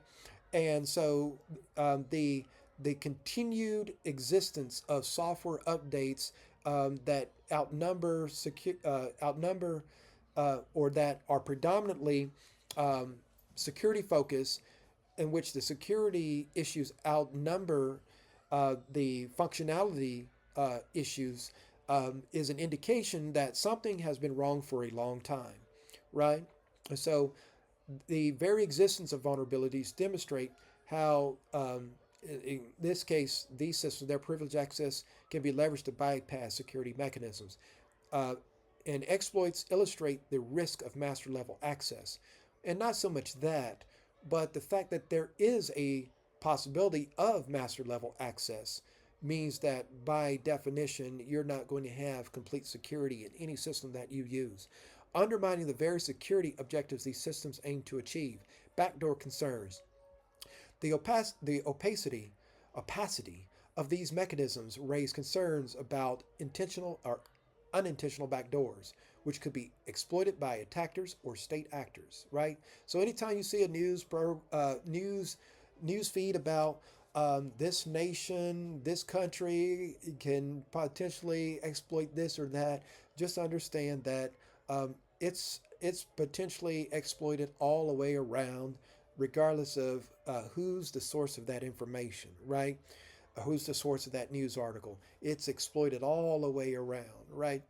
And so, do these mechanisms preserve openness, preservation through comprehensive control?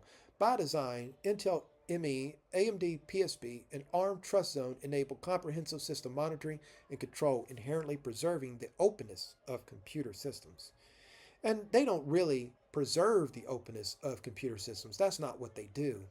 They they are the strongest evidence for the openness of computer systems, meaning that everything that is in a computer can observe everything else in the computer. Anything in the computer can see what anything else in the computer is doing, right? And so their privileged nature means that no security mechanism implemented at the OS or application level can fully shield data or operations from these subsystems. Intentional versus residual openness. Intentional. These mechanisms are designed to provide universal control and visibility for legitimate purposes, such as system recovery management and secure boot processes. And you could put laws in place um, for these type of things, but that actually doesn't make any sense because that only handicaps the people that are responsible. And it is of no relevance to those that are from other states and organized crime and governments.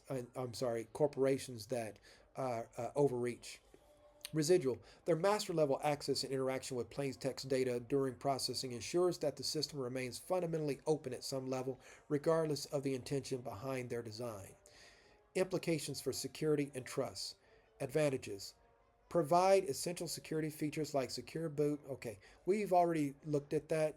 Um, okay, so that's more on the deficiencies of Intel ME, AMD PSP, and ARM TrustZone, and anything that purports to give you greater security, um, but in fact helps contribute to insecurity. So let's do this is something that I do with ChatGPT. It's always a fun thing to do, but it always reveals something more. So, can you objectively review the entirety of this conversation, reassessing all aspects, arguments, and conclusions in light of your complete knowledge base?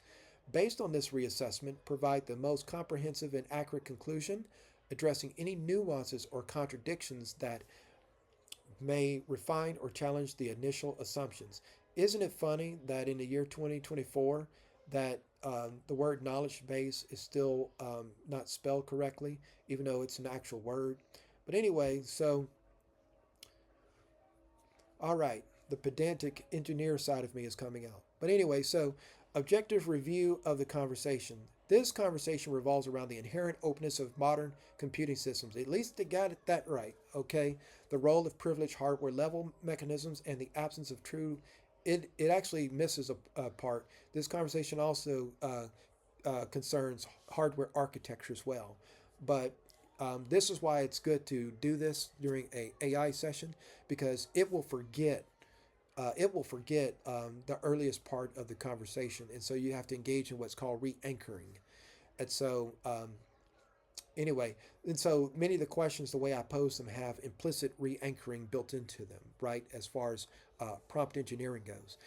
The discussion explores how these mechanisms interact with and influence system security, transparency, and control. Below, I'll recess the core. All right, let's see. Does it talk about the computer architecture? Let's see, just a little bit. So we were successful in some re-anchoring in the conversation, but it is starting to drift away from the conversation, which actually is very human of it if you think about it, because if you have a long conversation with anyone, they're going to pretty much forget what was said at the beginning. um, just conversational fatigue. Computer architectures are inherently open due to their foundational design principles, such as shared resources and reliance on modularity and standardization. Security mechanisms like process isolation, encryption, and trusted execution environments aim to mitigate risk but cannot fundamentally alter the openness without disrupting usability and performance. Reassessment. This argument remains valid. Openness is deeply ingrained in architectural principles which prioritize efficiency, interoperability, and compatibility. While security mechanisms reduce attack surfaces, they typically operate atop the open architecture rather than replacing it. Key vulnerabilities such as side channel attacks and speculative execution flaws undermine how openness persists even in the presence of advanced security mechanisms. Conclusion. Modern architectures remain fundamentally open by design as their openness is a trade-off for performance, scalability, and functionality. The openness was instrumental in the explosion of computer technology from the 1960s, 1970s on forward. You don't have a computer industry without openness. You don't have trillions of dollars collectively. At present, it is not concentrated in one specific CEO or corporation, but collectively across the landscape of computers, especially cloud computing these days, but also streaming services and the proliferation of tablets and smartphones, right? Excluding laptops and desktops, right? The widespread proliferation of computers in the form of smart TVs, right? Smart TVs are computers. Wi-Fi routers, they are computers, right? Um, your smart home security devices, your security camera systems, they are computing devices, right? All of this is made possible through the openness that was once perceived to be inherent with the academic enterprise in the scientific arena, right?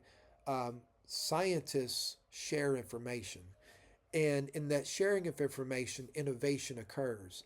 And sharing takes place in an environment of openness. So we have computers because they're open. If they were closed, um, it would be a whole different story. So anyway,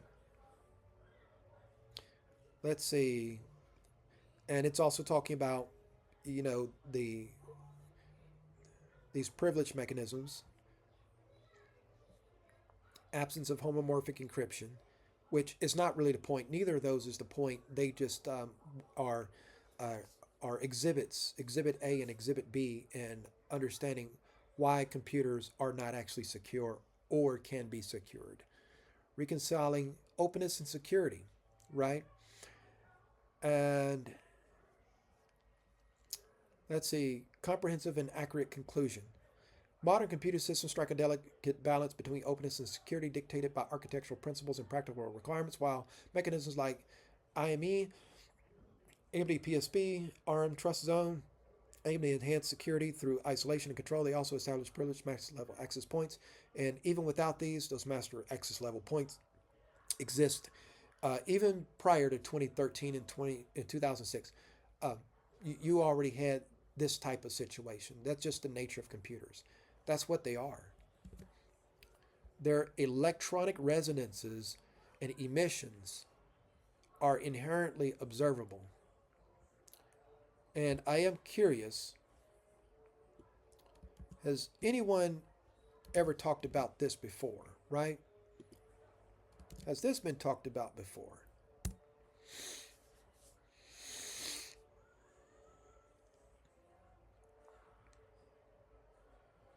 So yes, they have occurred.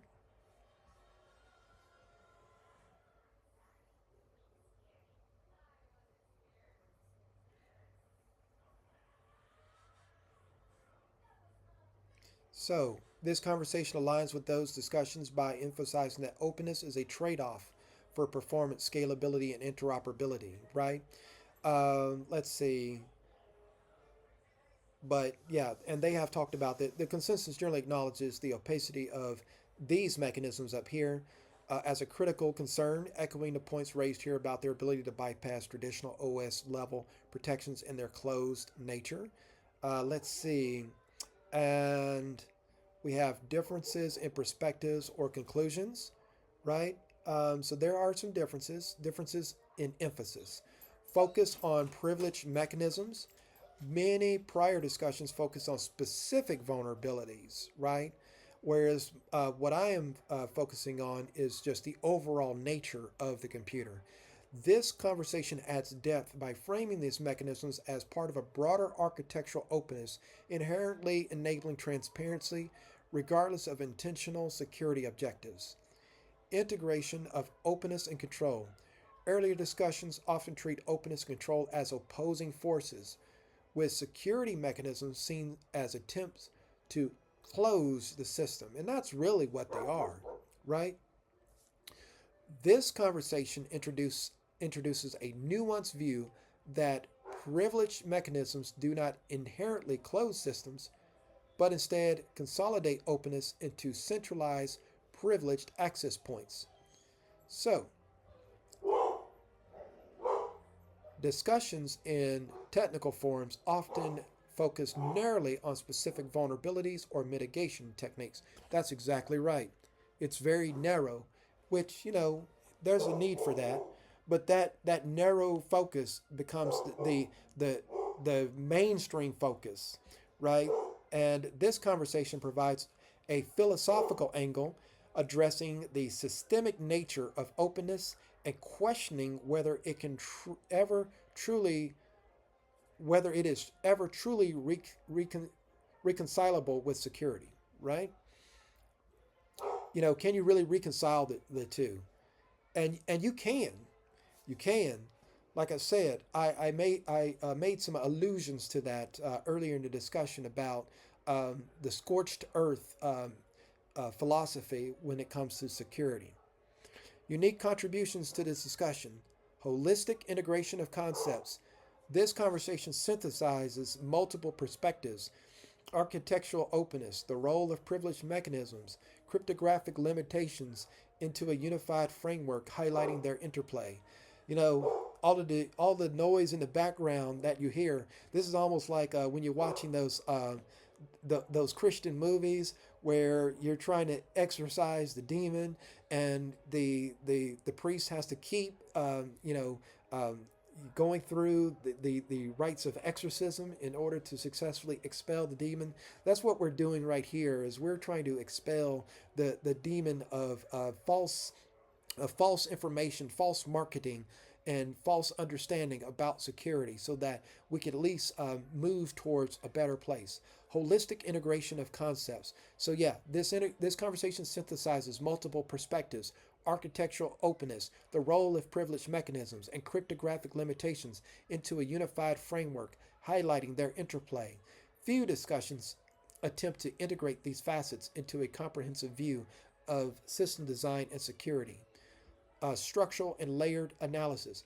By identifying privileged mechanisms as layers of structured openness, this conversation offers a novel perspective on how control can exist within a fundamentally open system, right? This insight goes beyond identifying vulnerabilities to describe how openness is preserved at different system levels, right? And I really don't put a lot of emphasis on homomorphic encryption because it is my view that with the way that technology is designed, the way that CPUs and the motherboard and the system bus and the entire architecture is designed, homomorphic encryption is a non-starter. There would have to be a more fundamental change in the way hardware is architected and designed for homomorphic encryption to even be a plausible reality. Acknowledgement of trade-offs. So here's a chart, right? And let's leave this up for a minute, right? Those who want to pause the video here can look at this breakdown, right? And so yeah, comprehensive conclusion of comparative analysis. This discussion builds on established themes in computer architecture and security while introducing several unique perspectives. Integration. It provides a holistic view of how architectural openness, privilege mechanisms, and cryptographic limitations interact. Nuance. It reframes openness not as a simple vulnerability, but as a structural feature that persists across all layers, even in security-focused mechanisms. Contextualization. By situating privilege mechanisms within broader discussion of openness, it provides a novel interpretation of their role as both enablers and mitigators of transparency. Philosophy. It extends beyond technical details to address the systemic and philosophical trade-offs inherent in modern computer systems. So this is being very generous in terms of how this is framed, right? So this is being very generous, right? Uh, so yes, there is a compromise point in terms of how we view security, but um, I think first we have to realize that, you know, we need to look at this in terms of the real world. So this is where we begin to shift this conversation. We're gonna shift the conversation right here. This is of great interest to many people. Here we go. So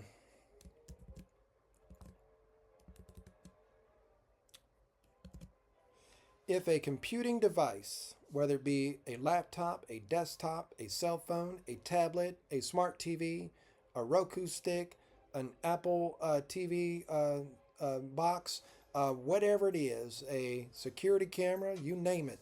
If a computing device is compromised by undetected malware capable of recording screen activity and intermittently transmitting interpolated compressed screenshots to a network endpoint, to what extent does this compromise undermine the privacy and security guarantees provided by VPNs and end-to-end encryption applications such as WhatsApp, such as Signal, um, and other messaging tools, right? Additionally, Facebook Messenger. Additionally, what mitigation strategies, if any, could effectively address this type of threat? What could be done if what I present here, and there's been more extensive articles written on this sort of thing. Ars Technica has some extensive articles from back in the day talking about this right here, screen recording activity, right? So screen recording, recording your screen, not even your keystrokes, but just recording your screen without your knowledge, and then taking whatever was snapshot. This is why Microsoft Recall is such a big deal for many. But even without Microsoft Recall, you could have something like Microsoft Recall that's in the form of malware, even though some would consider Microsoft Recall malware, right? But you could have something that's like that, that is taking a screenshot of your screen every so once in a while, and there you are using an end-to-end um, encrypted app, and whatever is shown on your screen that you are able to read, so can that malware that's reading your screen. So let's see what a compromise involving undetected malware that records screen activity and, okay, it's restating what I said. Um, undermines privacy and security guarantees provided by VPNs and end-to-end encryption applications. These security mechanisms protect data in transit and ensure that only authorized parties can access the transmitted content, but they do not address threats at the device level where data is already decrypted and displayed. Impact on privacy and security guarantees. Privacy and security implications. VPNs, virtual private networks. A VPN encrypts data in transit between the device and a remote server, preventing network level attackers from intercepting or reading data. If malware operates at the endpoint or the origin point, it bypasses the VPN entirely because the data it captures is outside the VPN's protection scope. End-to-end encryption applications. End-to-end encryption ensures that messages are encrypted from sender to recipient, with no intermediate parties able to access the plain text data. Malware that captures screen activity circumvents this encryption by accessing decrypted content directly from the screen, as is displayed for the user. As it is displayed for the user. Scope of the compromise. Malware capturing screenshots provide attackers with access to sensitive information displayed on the screen, including personal communications, financial data, and authentication credentials, and private conversations. Contextual information such as UI layouts and user behavior, potentially enabling further attacks like social engineering and um, pattern of life vulnerabilities. Pattern of life vulnerabilities. Pattern of life vulnerability is a type of um, operation that the CIA and others talk about in intelligence agencies around the world. Pattern of life basically examines how you go about your day and how you go about your life, and is able to know where you're going to be, when you're going to be there, and who you're going to be with, and pretty much what y'all are talking about, and are able to put methods and processes in place to influence you um, through that knowledge. Influence you in a way that you are unaware. So that if you know, you can look back in time and say you would have made a different decision on a certain thing, it may not have been your decision to make because somebody had full control over how you was going to make that decision. Not in, not necessarily, but sometimes through overt, intimidating means, but also through very soft means, right? And so anyway, so there are whole videos on pattern of life exploits. But anyway, so that goes beyond social engineering. Well, actually, it is social engineering, but these attacks are particularly insidious because they bypass well-established protections by exploiting vulnerabilities at the endpoint. Mitigation strategies. Mitigating this type of compromise involves multiple layers of defense, focusing on preventing malware installation, detecting its presence, and minimizing its impact. Right? Endpoint security. What you know, which antivirus, anti-malware, all that falls under this. Um, you could try to have anti-malware antivirus that is capable of detecting screen capturing behavior, but there are infinite ways of writing code, and you cannot write a software that can track all the infinite ways of writing code or how. So what you can do is something I talked about earlier called whitelisting. And so blacklisting would be where you'd say, "Oh, I don't want OBS Studio installed on my computer." That's blacklisting. I don't want OBS Studio installed on my computer because OBS Studio could be hacked and compromised to screenshot my what I'm doing. That's blacklisting. Okay, so you blocked OBS Studio, but you forgot about Xbox Game Center. Whitelisting is I don't want screen recording to I don't want screen recording to take place on my computer, period. I don't care what program does it. Even if it's a program that I would normally trust, even if the program came from, you know, the maker of the computer themselves, I don't want screen recording taking place on a computer in any shape, form, or fashion. That's whitelisting. And while that is more harsh, and like I said, that's very difficult to manage because that one time when you need to do screen recording, you got to turn off that rule, and that could be the very time you get compromised. So anyway, software and OS updates keep operating systems and applications up to date. Blah blah blah. This is your biggest clue right here that you always have problems. That problems are never solved once and for all, and that you don't have a once and for all security situation with respect to computers. User behavior: avoid clicking on unknown links or downloading attachments from untrusted sources. Use strong, unique passwords for system and app. So yeah, you definitely want to do this. This will help. But if you have keystroke loggers, it doesn't matter. If you have password managers, it's still not going to matter if the password management program has been hijacked. And then if you have root level access at the CPU level, and somewhere in that vicinity, in RAM and other microcontrollers, it doesn't matter. So anyway, so hardware level protections. Yeah, you got some good stuff going on. So these are some of the mitigations. Um, these right here would probably be a little bit better. Behavioral monitoring. So endpoint detection, right? Looking at logs. And these are more reactive than preventative. So, these up here, they're preventative, but they're not 100%. These are reactive. They're also not 100%. But between these two, you're able to at least know that you got a problem when a problem develops, and you can take action, right? Containment and response, segmentation of activities. I'm a big believer in this. I'm a huge believer in this.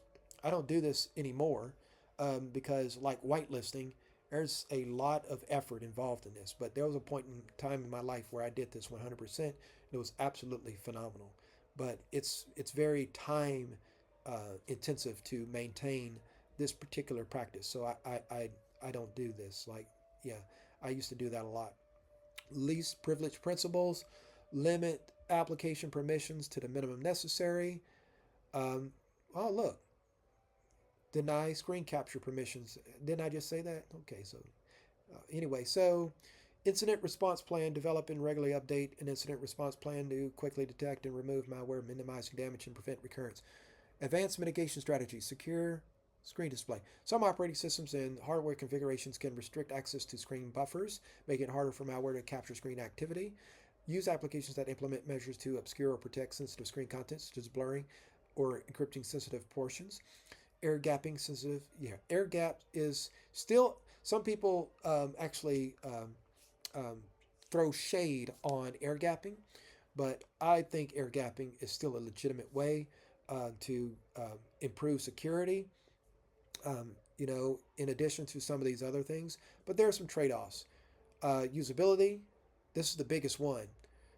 This is why most people are not going to do this. Stricter access controls for segmented devices will, not may, it will complicate workflows. Performance, behavioral monitoring, and advanced endpoint protections will impact system performance. Now, if you do it right, though, whitelisting can actually improve system performance. So, cost implementing robust hardware protections or air gap systems can be expensive, and it's not only money, because even if you could do this with free and open source software and solutions, the biggest expense is your time. So, conclusion: the privacy and security guarantees of VPNs and MDN encryption are critically undermined by endpoint compromises like screen capturing malware. These mechanisms protect data during transit but storage, but do not address vulnerabilities at the point of use. Effective mitigation strategies require a multi-layered approach focusing on prevention, detection, containment, and advanced protections. This underscores the importance of endpoint security as the final frontier in protecting sensitive information, particularly in environments where high-value data is accessed. While no single solution can eliminate, combining multiple strategies significantly reduces, but still does not eliminate, the likelihood and impact of such threats. All right, we're about to roll into the conclusion to this. So the conclusion is basically going to reveal a couple of things. So let's see what we have here. Okay.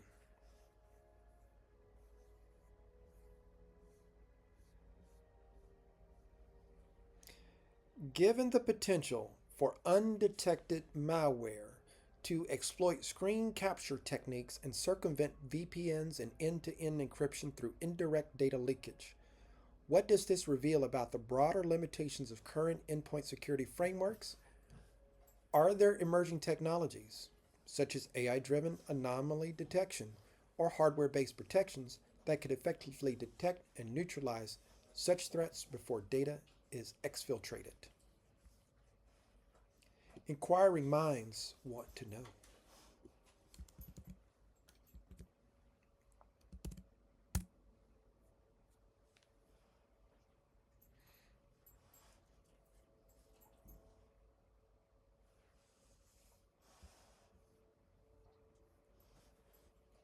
So, this is what I said in a very laissez-faire way earlier. Advanced malware can operate stealthily, mimicking benign processes to evade detection by traditional antivirus and endpoint detection tools. Ars Technica has some articles that deep dive into this extensively. Techniques like intermittent screen capture or compressed data transmission makes malware harder to detect through heuristic, taking shortcuts, or signature-based methods. Focus on known threats. Signature-based detection relies on known malware patterns, leaving systems vulnerable to zero-day threats and polymorphic malware, or malware that can adapt to any, not any, but adapt to a very wide variety of circumstances, situations, and detection attempts. Heuristic-based approaches that look for patterns, right, as a shortcut way to identify actual errant or deviant activity may flag unusual behavior but struggle with high fidelity differentiation between legitimate and malicious activity. And so, lack of context aware analysis.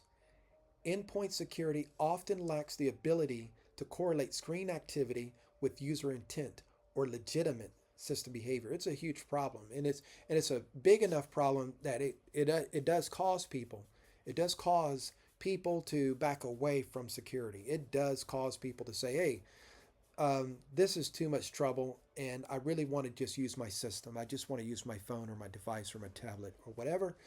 And in a moment of weakness, they weaken the security, and you're back to square one. This limitation allows malware to exploit the gap between visible and actionable data without triggering alerts. Insufficient real-time capabilities. So any delay in response, it's too late. It requires way too much RAM and processor to work effectively.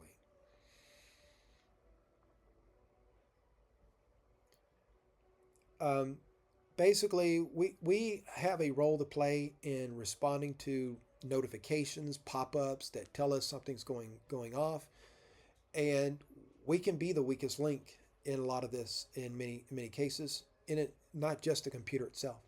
Endpoint frameworks often fail to address the root causes of user-originated compromises. So, emerging technologies. AI and machine learning models can analyze large data sets of system behavior to identify subtle deviations. Behavioral profiling. AI can establish a baseline of normal user and system behavior to flag anomalies such as screen capture activity, unusual network patterns. Predictive analytics detects potential compromises before they execute malicious actions by identifying pre-compromise indicators, suspicious file downloads, or access requests. Advantages can adapt to new threats, including zero-day vulnerabilities, by focusing on behavior rather than signatures. I actually think this is an improvement. Reduces false positives by continuously refining detection models. Challenges. There we go with the processor and RAM is going to be an issue. Okay, so, but even if you had a very astute AI model on this, so do the attackers. So all you did is just move the the uh, the attack and response implementation from humans writing code to prevent attacks, and then humans writing code to conduct attacks, to AI um, generating analysis to prevent attacks, to AI generating um, injections into systems and situations. And all you did is just move that up the chain, and you've potentially made it worse. You just end up with an AI war, and that would be an interesting discussion. But let's not explore that here. So, requires significant computational resources and high quality training data sets. May introduce privacy concerns if implemented without clear boundaries. Hardware based protections. Trusted execution environments. So you can use these tools to limit access, but as I contend, they are not foolproof. So because they're not foolproof, then you don't have absolute security. I have a question about absolute security that I want to um, transition into, right? So we see there are some potential solutions in the distant future, but in the present time, in the real world today, where are we at? So let's see. How do user behavior and operational practices contribute to the effectiveness or failure of endpoint? Let's just, yeah, I'm actually going to skip that question because we actually know the answer to that. It plays a big deal in that. Um, okay, let's go ahead and ask that question because I took the time to construct the question. I might as well ask it. Um, so it's going to say that it's a huge deal. It's a huge input into that. So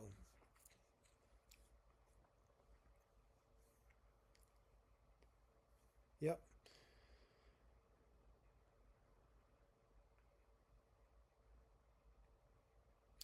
we're going to come back to its answer or its process of answering.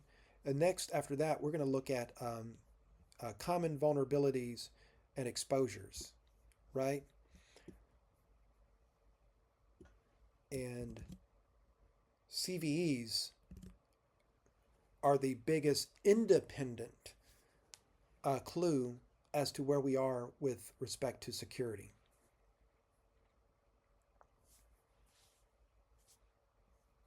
Let's go back up here a little bit.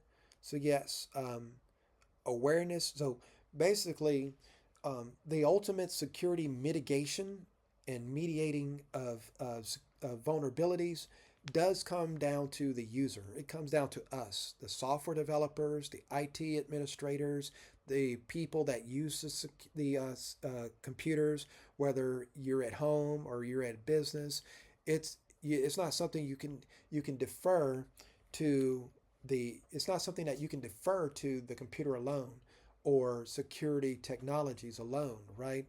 Um, there's there's still the role of people's own responsibility in this entire enterprise, right?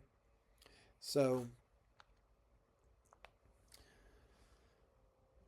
and yeah, sometimes people neglect updates, and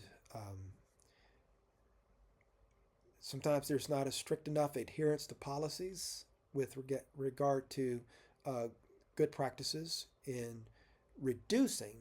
Keep in mind, we can't eliminate, but in reducing security issues, right? Cohesive defense strategy against sophisticated attacks, right? Defense in depth. That was one of the earliest things that were taught to software developers or advocated to software developers, and as well as IT professionals, right? Defense in depth, in depth. Proactive threat management, and then it evolved into threat intelligence, right? Intrusion detection technology, intrusion prevention technologies, simulated attacks, penetration testing, and just being involved in that. So, how do the prevalence of CVEs and the persistence of vulnerabilities and real world challenges in implementing things like RSA encryption affect the security and reliability of online shopping, end to end encryption applications, VPNs, and overall data safety for everyone?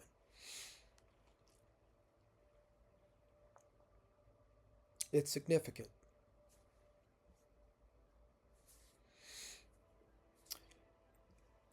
The way that web applications are built today, um, there's so much leakage that goes on because of the way that web applications are developed. There's too much of an emphasis on Angular and React and not enough on core software development to build something that is robustly secure from the get go. And credential theft, vulnerabilities in login mechanisms, or weak password hashing algorithms, right? Recent CVEs and widely used platforms like Magneto, right? Do we need to call in Charles Xavier? To have demonstrated how unpatched systems expose payment data. RSA implementation. In theory, RSA cryptography algorithm is unbreakable in theory, but in the real world, there is implementation issues, um, weak key generation, insufficient key links, right? Man in the middle attacks. Um, and how does this impact things like, you know, Signal, Facebook Messenger, WhatsApp, you name it? There's going to be vulnerabilities in the protocols used by these messaging apps, right? Side channel attacks, um, RSA implementation challenges. If you rely solely on RSA for key exchange and lack forward secrecy, past communications can be decrypted if the RSA private key is compromised. Modern end-to-end modern end-to-end encrypted applications often supplement RSA with ephemeral key exchange protocols.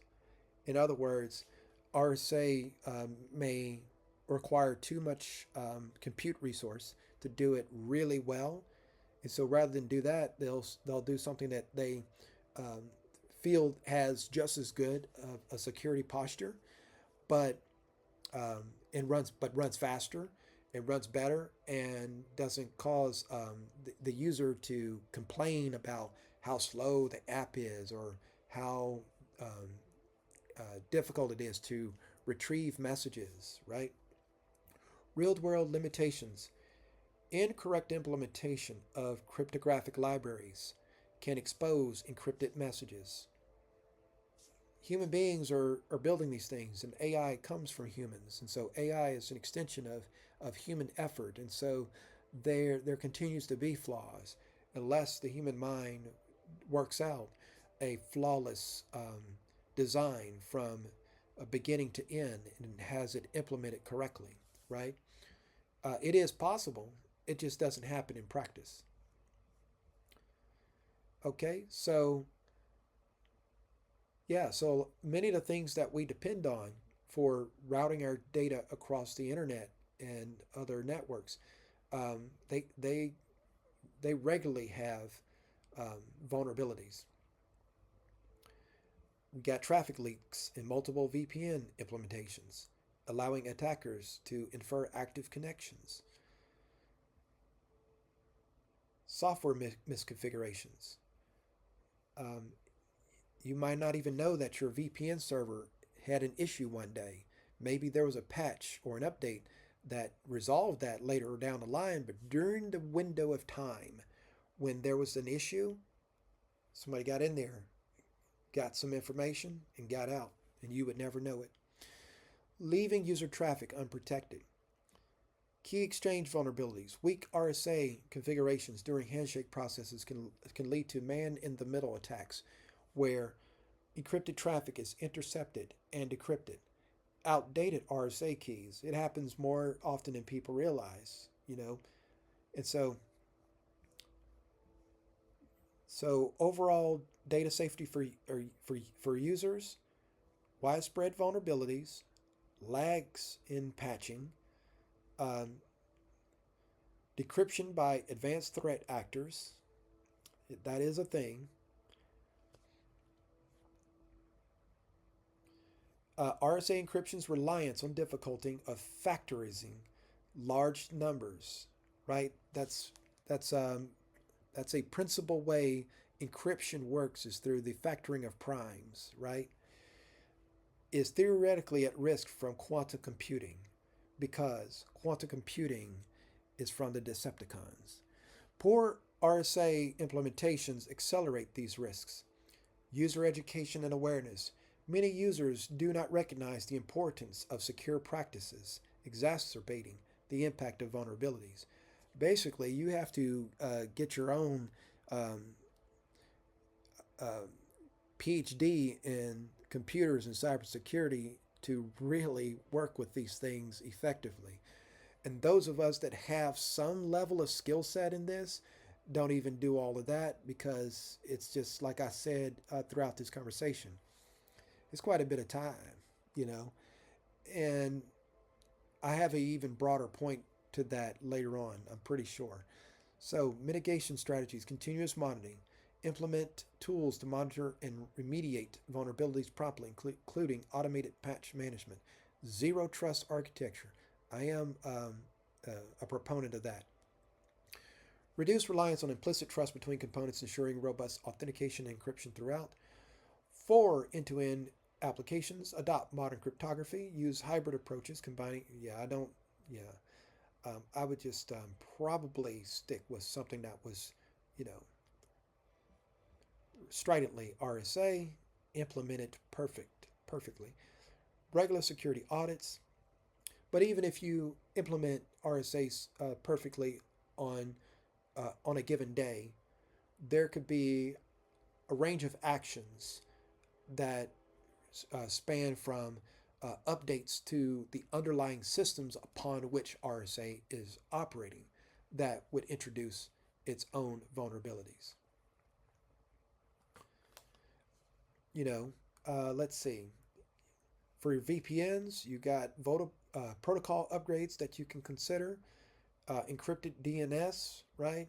But there has been um, strong security research that shows that um, encrypted DNS has its own issues. Education, educate users about secure online practices, two-factor authentication.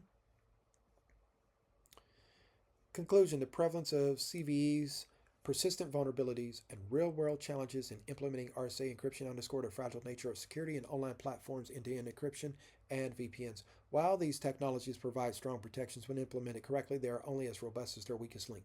Key takeaways. Security frameworks must address not just cryptographic robustness, but also operational realities of software vulnerabilities and human error. Emerging threats like quantum computing necessitate transitioning to quantum resistant algorithms alongside traditional cryptography. Holistic security approaches combining advanced cryptographic practices, robust patch management, and user education are essential to safeguarding data in an increasingly interconnected world.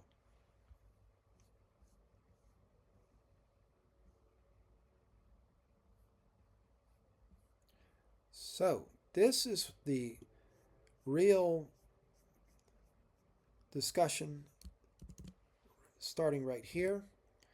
So, we've covered all the background that we need to see to understand computers, understand the security landscape at a very general level, right? This is a deep discussion, but from the standpoint or from the perspective of those who are in the industry of cybersecurity, this would be considered just the tip of the iceberg, right? So, to what extent does real-world implementations of computer systems reflect the foundational goals of cybersecurity as a discipline and industry? Considering the persistent vulnerabilities, systemic design limitations, and practical challenges in securing computers, how should the true relevance and effectiveness of cybersecurity be objectively evaluated? Please provide a brutally honest assessment that balances theoretical objectives with the practical realities of modern computing environments.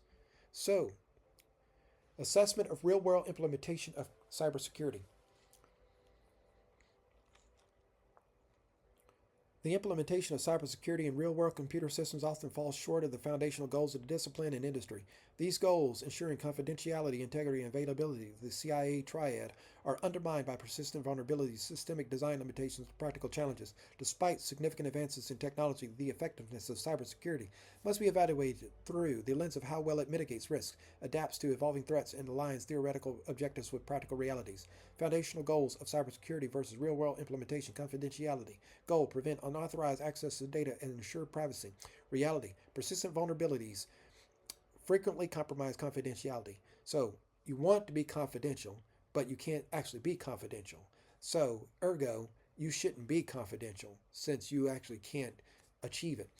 Endpoint threats like screen capture malware and phishing attacks circumvent encryption and secure communication protocols. Data breaches, often due to human error or insider threats, highlight the fragility of current safeguards.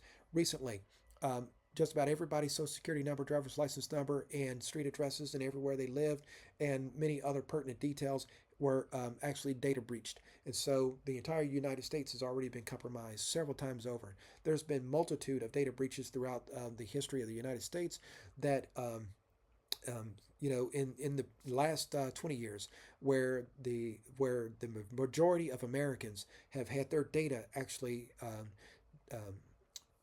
leaked out there, and everybody knows everything about everybody except the people that want to know who knows what about them. And so data breaches, often due to human error or insider threats, highlight the fragility of current safeguards.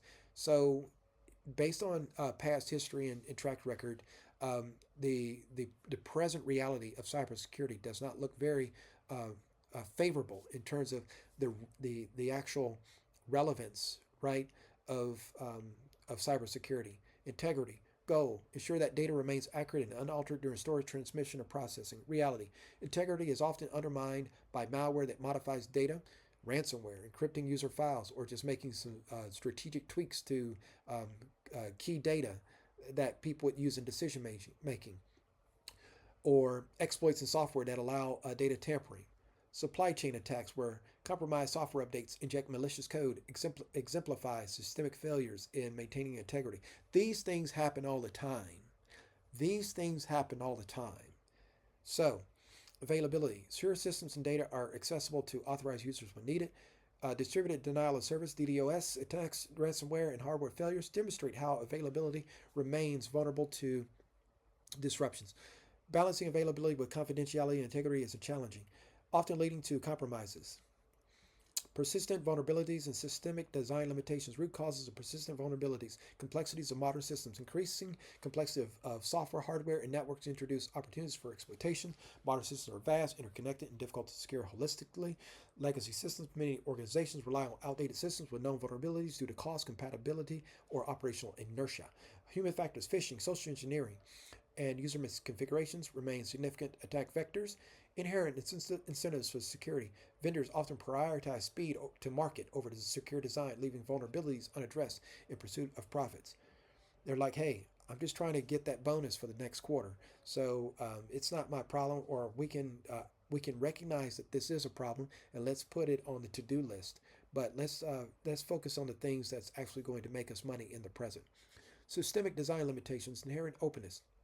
Computer architectures were designed for interoperability and performance, not security. Computer architectures were designed for interoperability and performance, not security. The openness of hardware components like memory buses and caches facilitate side channel attacks.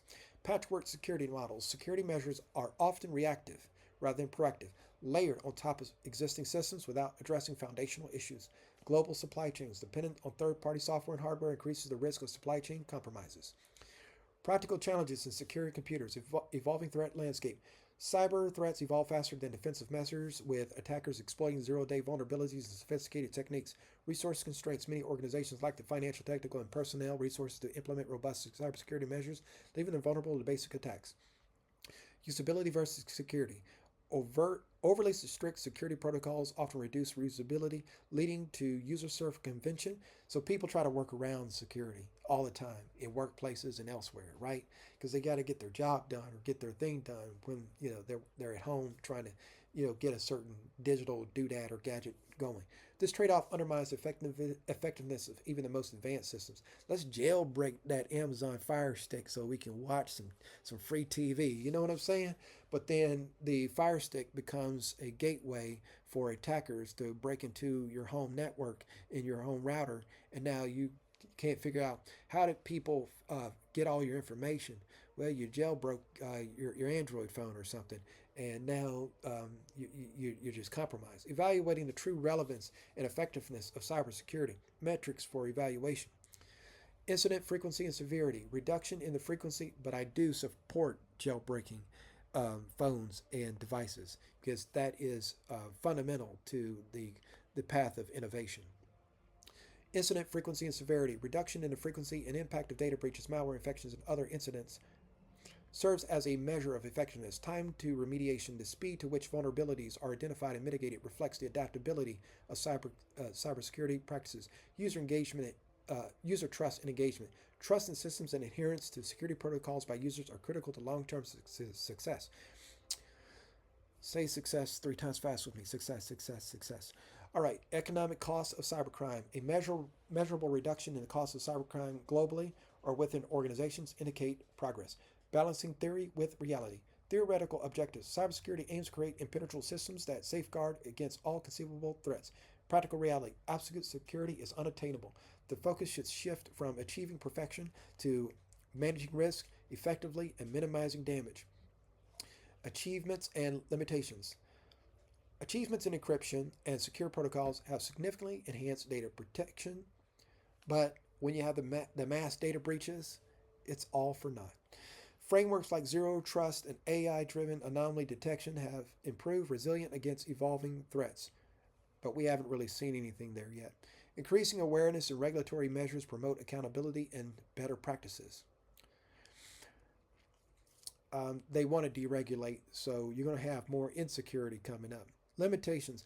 The attack surface continues to grow with the proliferation of Internet of Things devices, right? IoT, cloud computing, and remote work. Human factors, resource constraints, and legacy systems remain significant barriers. Path forward. Strategies for improvement. Reducing complexity and risk. I do support simplification, but that won't solve the problem. Continuous threat intelligence. That keeps you reactive, but that won't solve any of the problems. Automated patching is something you just have to do because reaction is expected. Human-centric approaches, user education. This is probably the main thing. If you can boost user education significantly, that's probably going to take you the furthest. Behavioral monitoring. That's very useful, right? Pair it with user education. Adopt advanced cryptography. Again, if you get screen capturing going, it doesn't help you. Secure endpoints. Invest in hardware level protections. All right. So Moving on, this is so this one I'm going to say is a re-anchoring in the conversation,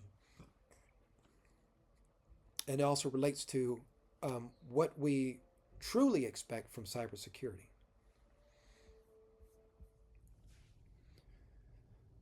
Security in the human mind is often perceived as absolute and total defense, pretty much like a fortress or a castle, able to withstand a prolonged siege where the likelihood of survival increases with each successful defense.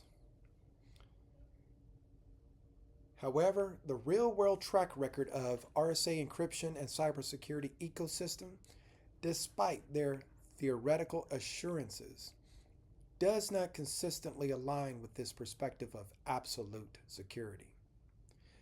This is my point of view. So, the way that the human being thinks about security and the way that it actually is two different things. How does this discrepancy between theoretical security and practical outcomes challenge the traditional human concept of absolute and total defense?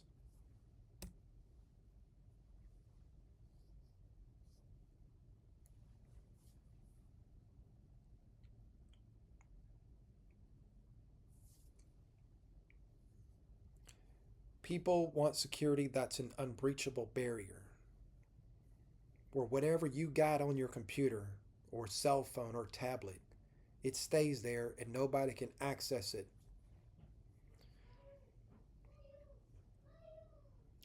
And that applies whether we're talking about a corporation, we're talking about somebody at home, somebody running a small business, a religious institution like a church, a synagogue, or a mosque, you name it. And this is just the way humans see things from the physical world. That thing, the way that we see things in the physical world, tend to bleed over into the virtual world. And castles and fortresses are not indestructible, but they do have a good track record compared to what we see with digital security. Fortresses, walls, and castles were designed to withstand physical attacks with defenses like moats, high walls, and armed guards offering clear, visible protection.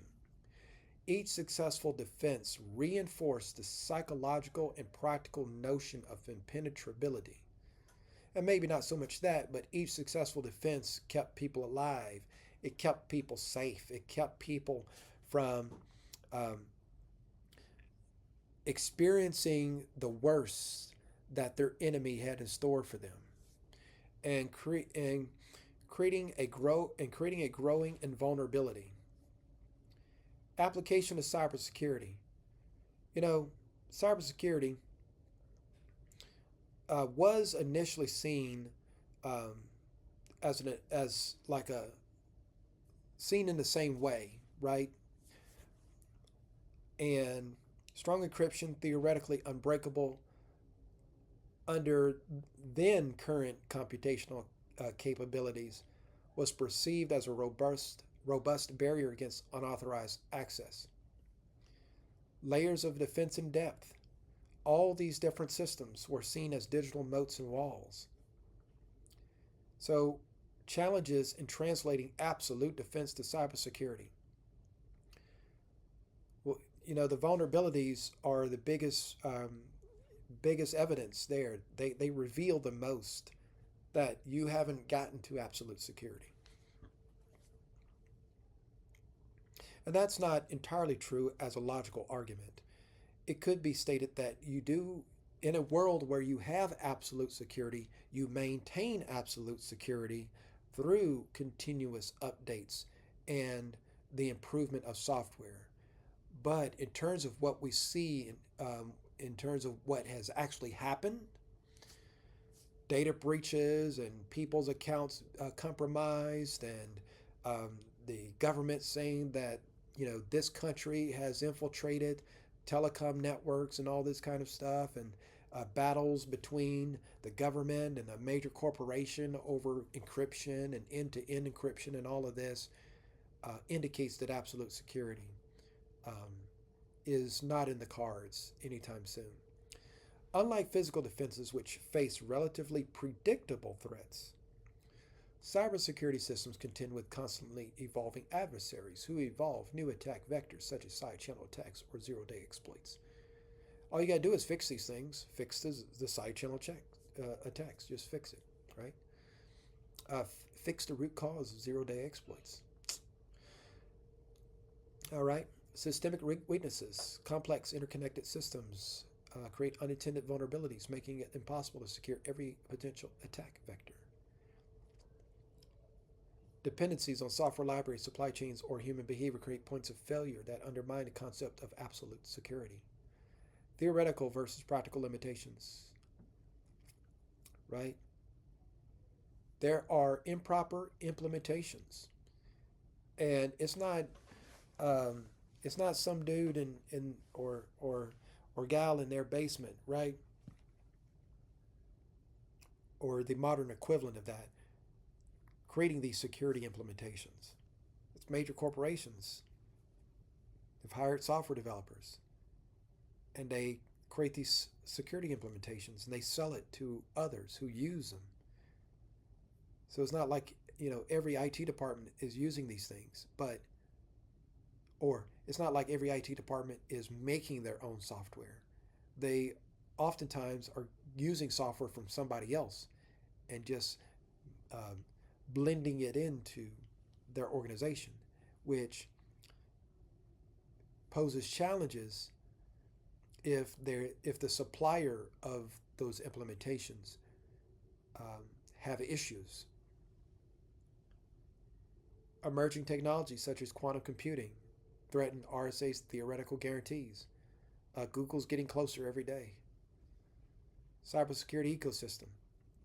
Cybersecurity depends not only on robust cryptography, but also on secure system configurations, proper patch management, and user behavior, factors that introduce variability and inconsistency.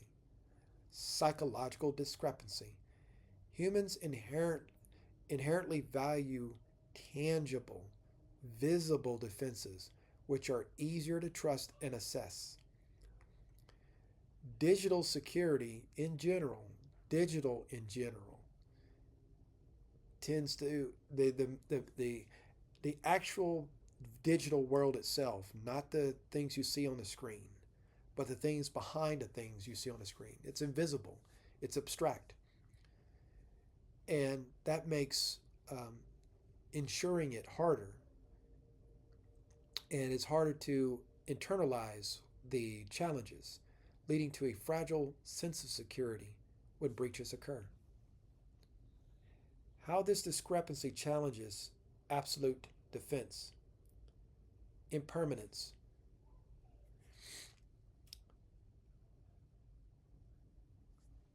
There's a whole philosophical dialogue on the nature of impermanence, that the best thing that you can do uh, in a field of impermanence, in the field of consciousness, is to constantly evolve and adapt.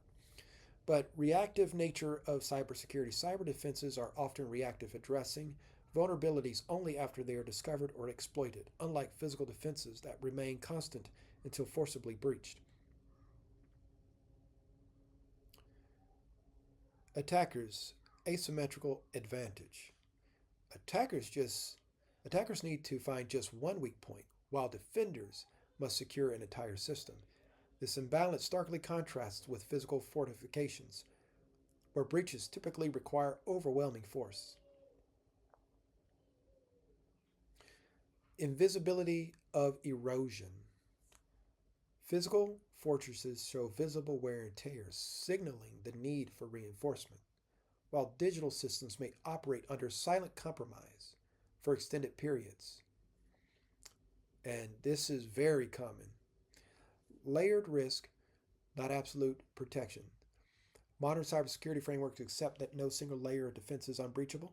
Instead, they aim to delay attackers, detect breaches early, and mitigate impacts.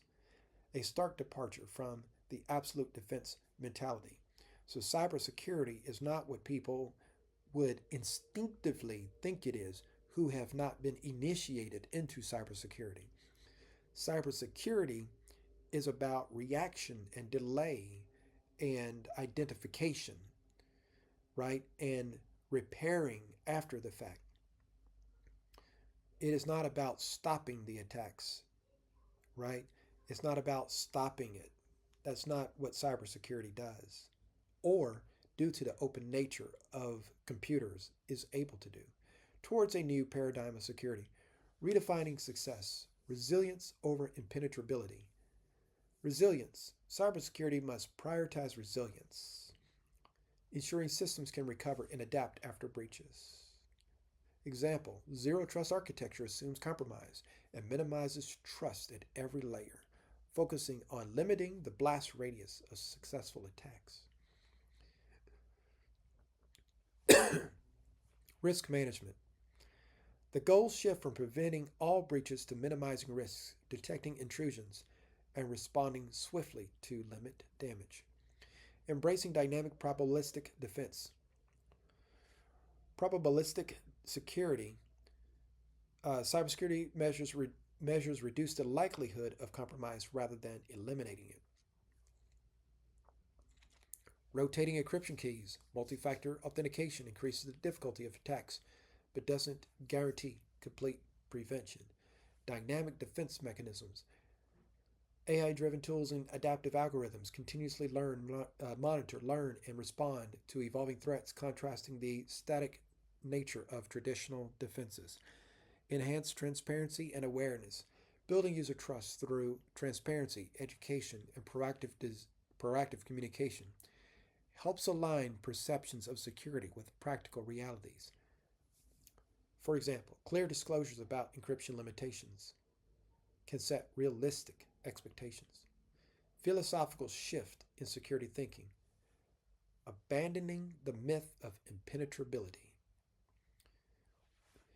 Oracle once famously, and I don't know if they still do, they used to market that they had um, unbreakable Linux and unbreakable security.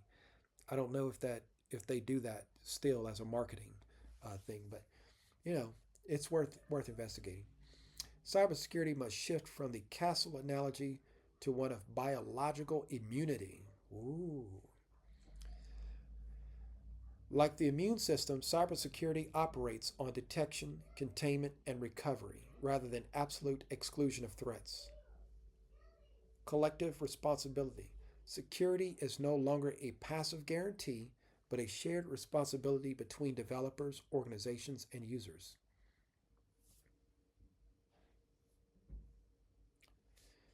So that's pretty much the overview on that, right? So then, oh look, I missed some part of, yeah, but I think we got enough thorough analysis of this claim. So, all right. So now let's turn the conversation a little bit, just a little bit.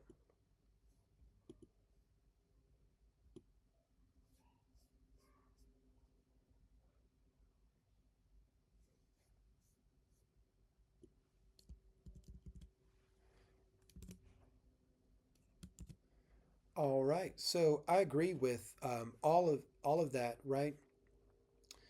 Um, but the problem is that communicating this often requires an extensive technical background in computers, networks, or cryptography, which leads many to focus on conditional security as a practical approach. And I began this whole discussion with the conclusion you articulated. It's clear that the complexities of computer vulnerabilities can be difficult to grasp or prioritize in everyday context. As a result, a shift toward fundamentally different engagement with computing devices, whether mobile or otherwise, may not always seem necessary or feasible for many. What do you say about that, ChatGPT?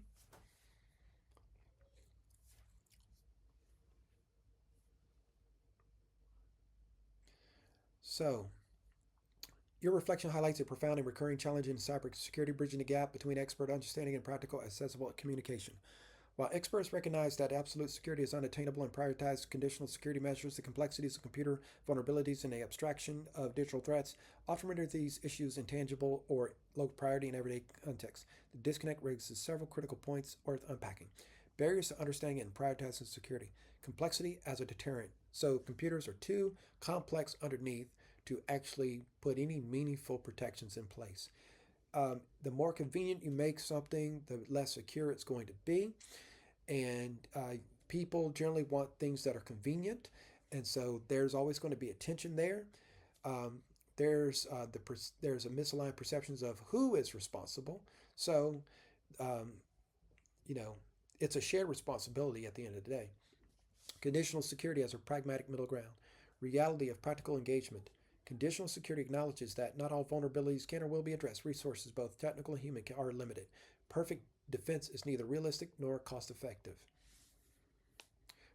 I will say perfect defense is realistic, but it takes a whole different approach.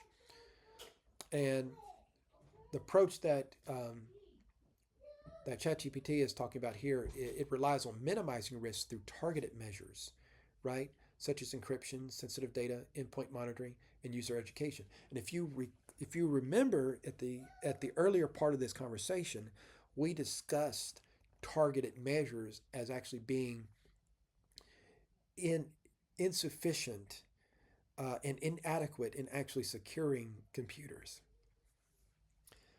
So the AI does lose the plot, right? It does lose the plot, right? So anyway, and that's what's happened here. But that's cool. So so it has fallen back to the general stance, right? That you have to, you know, but this part is true. Prioritize security as a default setting, um, but again, you end up with issues with this because the default settings may not be the correct defaults.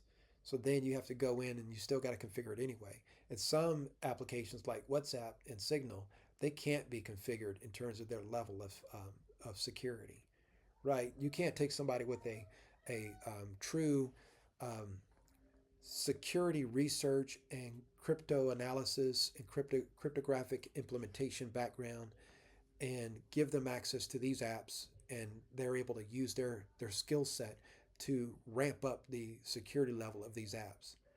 You're trusting Facebook and Signal and others to make the correct decisions, and they may not always make the correct decisions. Foster cultural shifts toward valuing privacy and security as societal norms.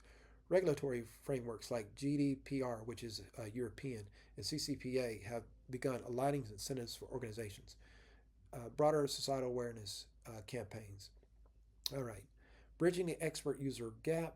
Experts can translate. That's what I'm doing here.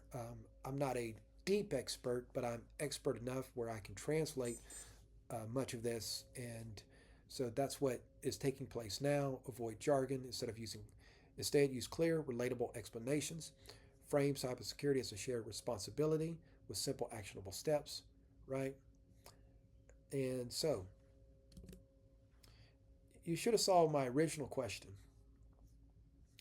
um, but I'm actually being much more polite. Let me see if this is. I might ask my original make my original statement. Let's see, but let me see.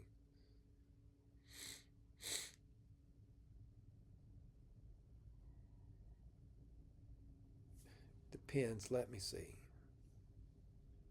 Yeah, I kind of allude to that. I'm gonna put inject this question into the stream.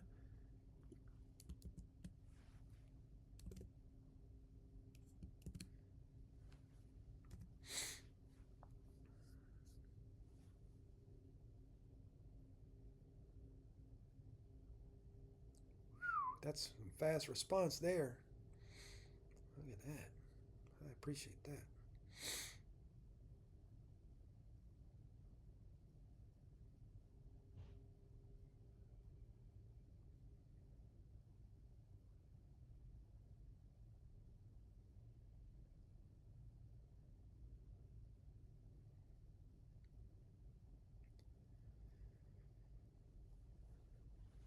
All right, so the statement I made is mostly true because grasping the depth and breadth of this conversation requires a solid foundation in computer architecture, cybersecurity theory, and cryptography.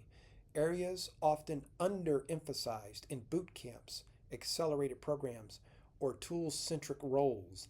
However, the gap is not insurmountable, and it's not. It's not, and no one's saying that it is, right? No one's saying that it's impossible to really understand this as a cybersecurity professional and really come to a better way of practice. With effective communication, tailored education, and curiosity driven learning, individuals from diverse technical backgrounds can develop the understanding necessary to engage with these topics meaningfully, right? And so, yeah, let's skim through some of this, right? So, the statement that individuals with limited IT experience or without a deep understanding of computer architecture might struggle to fully grasp this conversation can be evaluated as mostly true, though there are important nuances depending on the individual's specific knowledge, background, and experience. Bootcamp graduates, practical, hands on, great, strong understanding of tools, the actual tools. So, when we talk about tool, we talk about the tool, right? But not all the practice and the theory and the foundation and the real world experience that makes that tool work.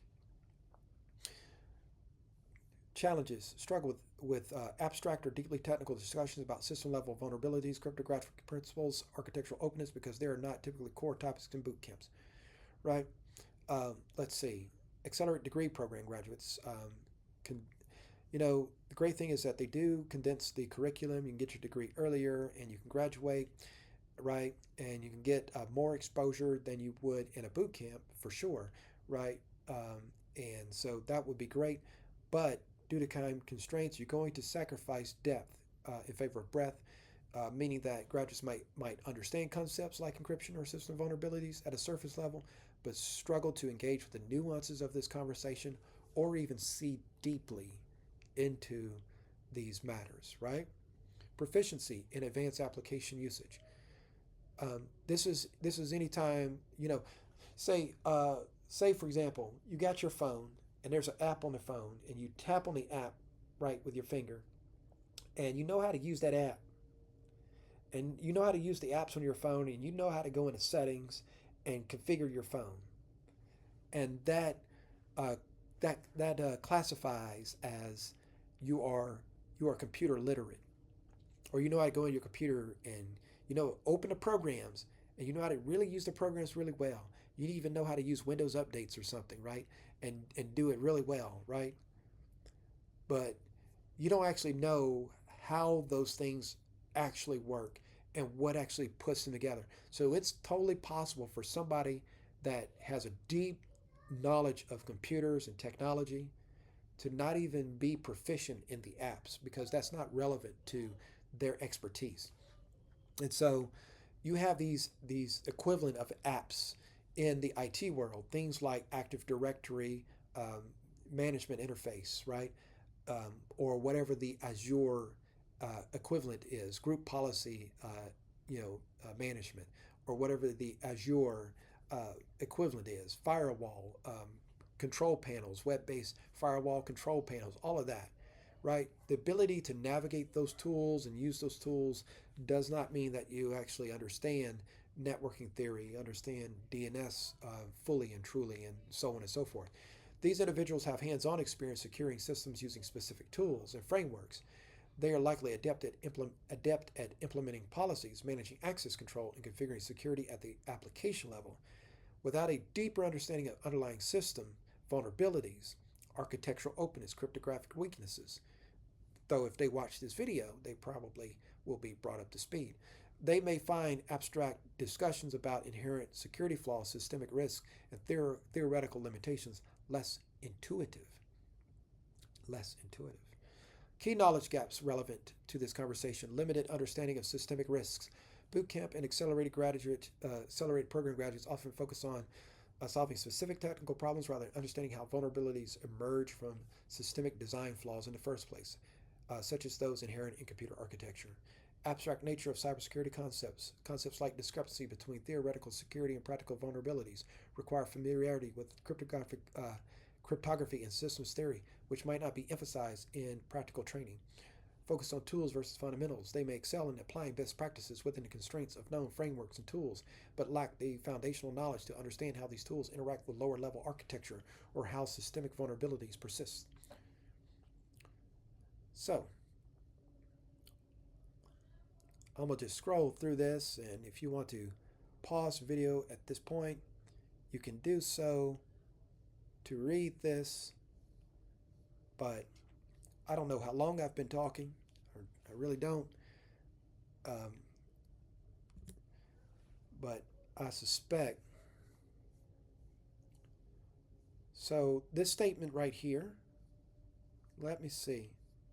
Yeah, this all can be boiled down to me saying that cybersecurity is actually fake, right?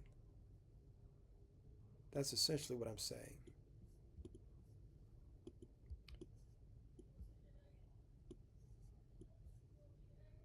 Let me see if I can grab that little slice. Here we go.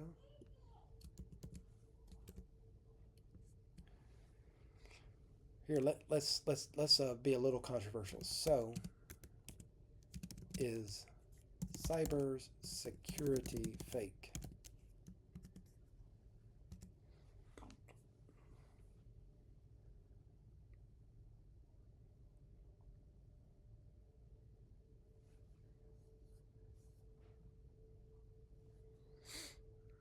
Cybersecurity cannot guarantee 100% protection due to a variety of factors. Marketing versus reality. Vendors often overpromise marketing tools as unhackable or offering complete solutions, which leads to unrealistic expectations. When breaches inevitably occur, it creates the perception that cybersecurity is ineffective or even deceptive. Oh, but it is. That's exactly what I'm saying.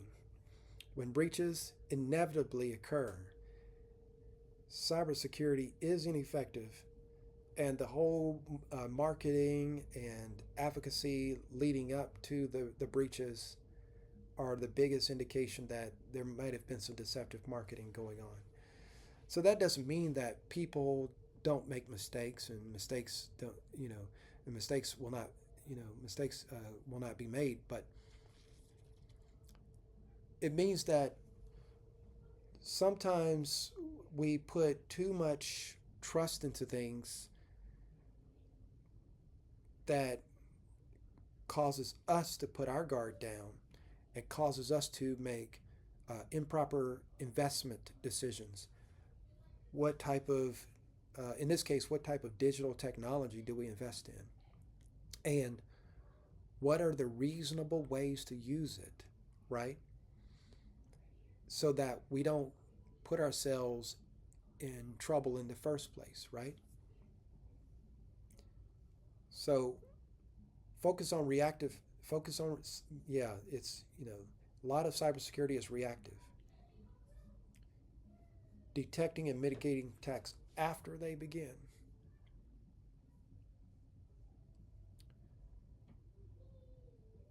So, why cybersecurity is real and necessary? Encryption protocols like TLS protect billions of online transactions daily, safeguarding sensitive data like credit card numbers. And something that's true in one instance doesn't make the overall situation doesn't redeem the overall situation. We do know that there are many instances of people's credit card data getting leaked, and we do know that that happens. We know that skimming happens on electronically connected pumps at gas stations, for example, right? which is why you should always go indoors um, to um, to pay for your gas rather than swipe your card at the gas station, because people can read those card readers at the pumps and pull. If you're doing magnetic stripe, they can pull that information off of there. So multi-factor authentication has dramatically reduced unauthorized access, making credential theft less effective. I do think authentication apps are useful. They are useful. I think they are useful. But go back to the beginning of this conversation. The openness of computers ultimately defeats any of these measures in the long run. And so the compromise position is that it's going to be about remaining adaptable, right? Remaining adaptable. And cybersecurity operates on the principle of risk management rather than total elimination of threats, reduces the likelihood of successful attacks, limits the scope and damage of breaches when they occur, ensures resilience, allowing systems to recover and continue operating after incidents. Counterfactual. Without cybersecurity, the digital world would be far less safe. Financial systems would collapse under constant fraud. Privacy breaches would become routine, undermining trust in digital communication. Critical infrastructure would be continuously compromised with catastrophic consequences. I agree with that. I absolutely do. I think that is handled under IT very well, um, but as its own independent um, discipline, I think that sometimes the marketing behind cybersecurity can be overdone. Addressing the discrepancy between perception and reality. You just got to let people know that cybersecurity does not absolutely defend anything. It's just dynamic risk management. It's about how you have people that help you be more adaptable with the computer systems in a way that's going to help you. Transparency. The cybersecurity industry must avoid overpromising and clearly communicate the limitations of security tools and practices. For example, explaining that encryption secures data in transit but not against endpoint malware. Collaboration. Security is a shared responsibility between technology providers who build secure systems, organizations that implement policies and training, users who follow best practices to minimize risks. Where cybersecurity falls short: over reliance on tools. So, huge over reliance on tools, human element. Um, I would assign that to improper uh, education and being able to work with the user community on better understanding their role in keeping things secure, and also working with management to create a more security conscious you know um, environment, right? But not one that's riven with fear and all of this sort of thing, but one where people just develop really good practices in how they engage with computing systems. Systemic design issues. The foundational openness of computer architecture and software ecosystems introduces vulnerabilities that are impossible to eliminate entirely. So, according to the AI, cybersecurity is not fake. Um, but according to Michael, a lot of it is. So, let's dive into that. The federal government, major corporations, academic institutions, and professional training organizations place significant emphasis on cybersecurity careers, certifications, and training programs. However, some argue that this emphasis often results in security theater, making things look more secure than they are, and hyping up security issues in order to gain greater funding or to make the sale. Prioritizing appearances over substantive outcomes.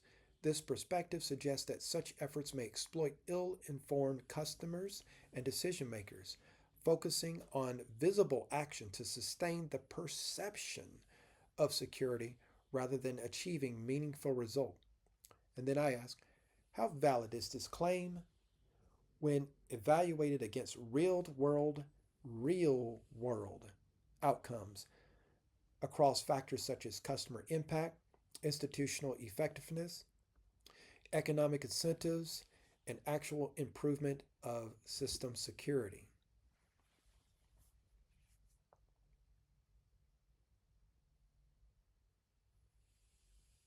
Says it's partially valid. It's partially valid.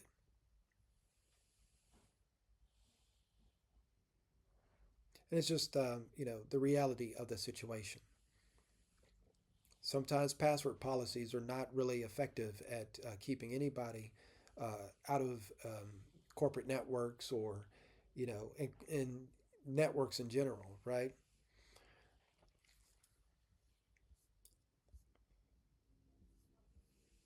But the reality is nuanced. It's nuanced. While there are instances where cybersecurity efforts are misaligned with practical effectiveness, the field also delivers um, significant value. Did anyone think that this conversation was going to be stacked in one direction? As you can see, large language models and AI, it's capable of being very balanced, even when uh, there are very hard hidden questions. Below, we critically evaluate this claim across key factors: customer impact, institutional effectiveness, economic incentives, and actual improvement of security. Validity of the claim, visible measures without substance. Many organizations focus on visible security measures such as requiring frequent password changes or deploying overly aggressive monitoring systems that create the perception of security without necessarily improving it. So there's many there's many case studies um, and studies in general that show that complex password requirements are not always effective depending on what they are, how they're implemented, and they don't always address underlying vulnerabilities like credential stuffing or poor user behavior, right? User burden. Security theater often places excessive burdens on users, using unnecessary multi factor authentication for low risk tasks without delivering proportional benefits. Counterpoints, tangible benefits to customers. Encryption technologies like HTTPS, end to end messaging protocols, and secure payment systems provide real protections that directly impact user safety. And I do agree with that in terms of what you are trying to do, which is to block, you're trying to block the, um, the observation of the contents of information over a network. Over a network, I agree that these mechanisms are effective.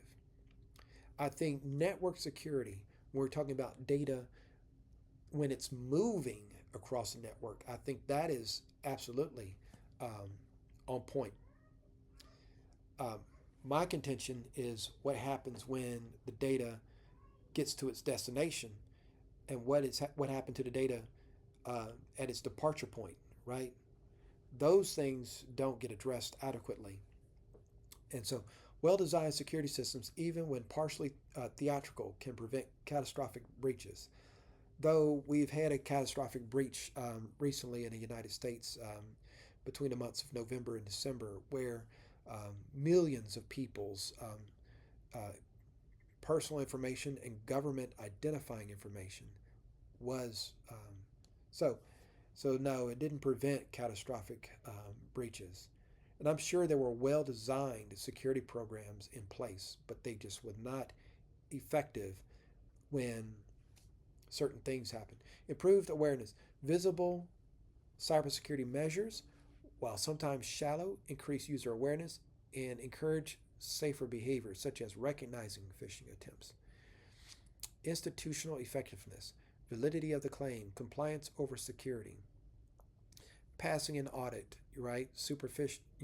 Implementing superficial measures without addressing the real systemic flaws in software or network configurations. Skill gap issues. Certifications and training programs sometimes emphasize theoretical knowledge or standardized tests over practical skills. And sometimes the certification programs themselves is just a means um, to appeal to credentialism, right? To appeal to um, the markings of competence, right? So that it's easier to deflect questions about competence and capability. You can always just deflect the responsibility down the chain. Producing professionals who may not be prepared to handle real world threats. Counterpoints, regulatory frameworks drive progress. Compliance standards, despite their flaws, establish baselines for security, compelling organizations to adopt measures that might otherwise be ignored. Institutional learning and resilience. Major breaches often lead to lessons learned and subsequent improvements in security practices, even if they initially result in security theater. Economic incentives, profit driven security ecosystem. Cybersecurity industry profits from fear and uncertainty, often overemphasizing threats to sell products and certifications. That's essentially what I'm saying. I'm essentially making this claim right here when it comes to my statement that cybersecurity is fake and that it's more of a money grab than something that is deeply substantive. Um, you have many cybersecurity professionals that the majority of their job consists of just watching log files and monitoring a computer screen. And I think that's a valid thing, but um, it oftentimes it oftentimes over overstates the importance of that particular responsibility. So tools like antivirus software firewalls are marketed as essential even when their utility depends on proper deployment and integration into proper security strategies. Overemphasis on certifications, CISSP or CEH, are lucrative for plain training providers. I think there's one cybersecurity certification. It costs like $2,000. I'm not sure about that, but may not always reflect practical expertise, creating a disconnect between perceived and actual skills. And then here are the counterpoints. Competition within the cybersecurity industry spurs innovation in tools and methodologies. So it's good to have competition, but we're not really seeing the benefits of that competition. Cost of breaches versus cost of security. And since the breaches still occur anyway, the arguments that the cost to invest in cybersecurity is going to be you're going to have a good return on investment. That has not been shown with all the security issues we've seen in the past 20 years. Actual improvement of system security. So persistent vulnerabilities, that's what I'm saying. They are indicators of something wrong at a deeper level. Reactive versus proactive measures. Counterpoints. Um, they're talking about the in transit security protocols that do a pretty good job of keeping data secure when it's moving. But this counterpoint is weak when it comes to looking at the data that's at rest or that arrives at a destination. Balancing security theater and substantive security. When security theater becomes problematic, you have wasted resources, a false sense of security. You have over reliance on superficial measures. Um, Positive aspects of visible security. Um, they can serve as entry points to a broader cultural change. So you can get people to move in the right direction, even with a an activity that may not have tremendous ROI, but it may still have a good impact. So I can definitely see that. Security theater, when combined with substantive measures, ensures compliance and builds consumer trust. It's just that you got to watch the way that the resource is being managed and invested, right?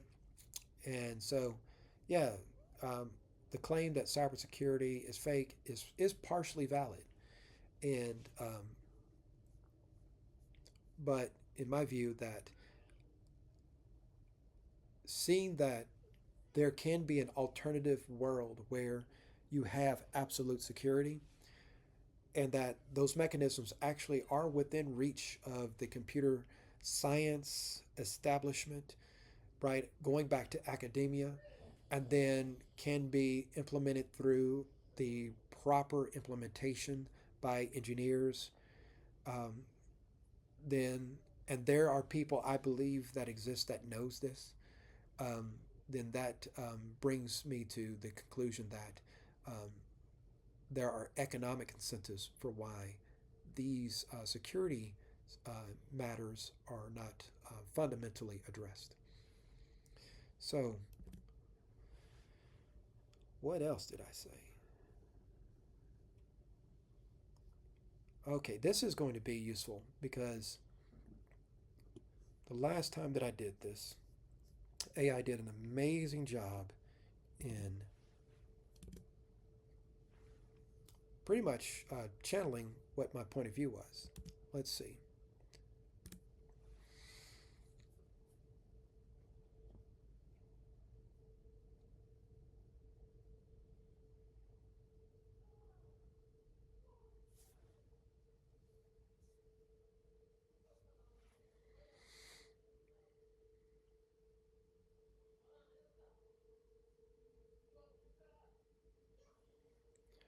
All right, so I I generally agree with this assessment of how um, I came to this point of view, and I discussed that at the beginning of this discussion, or somewhere in the beginning of this discussion, right?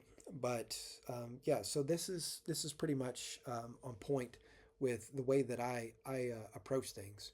But of course, the AI would know a lot of this because I spend a lot of time in this tool, um, not only analyzing world situations and analyzing computer situations and um, you know religious and spiritual situations, but also analyzing myself. And so it has a great knowledge about.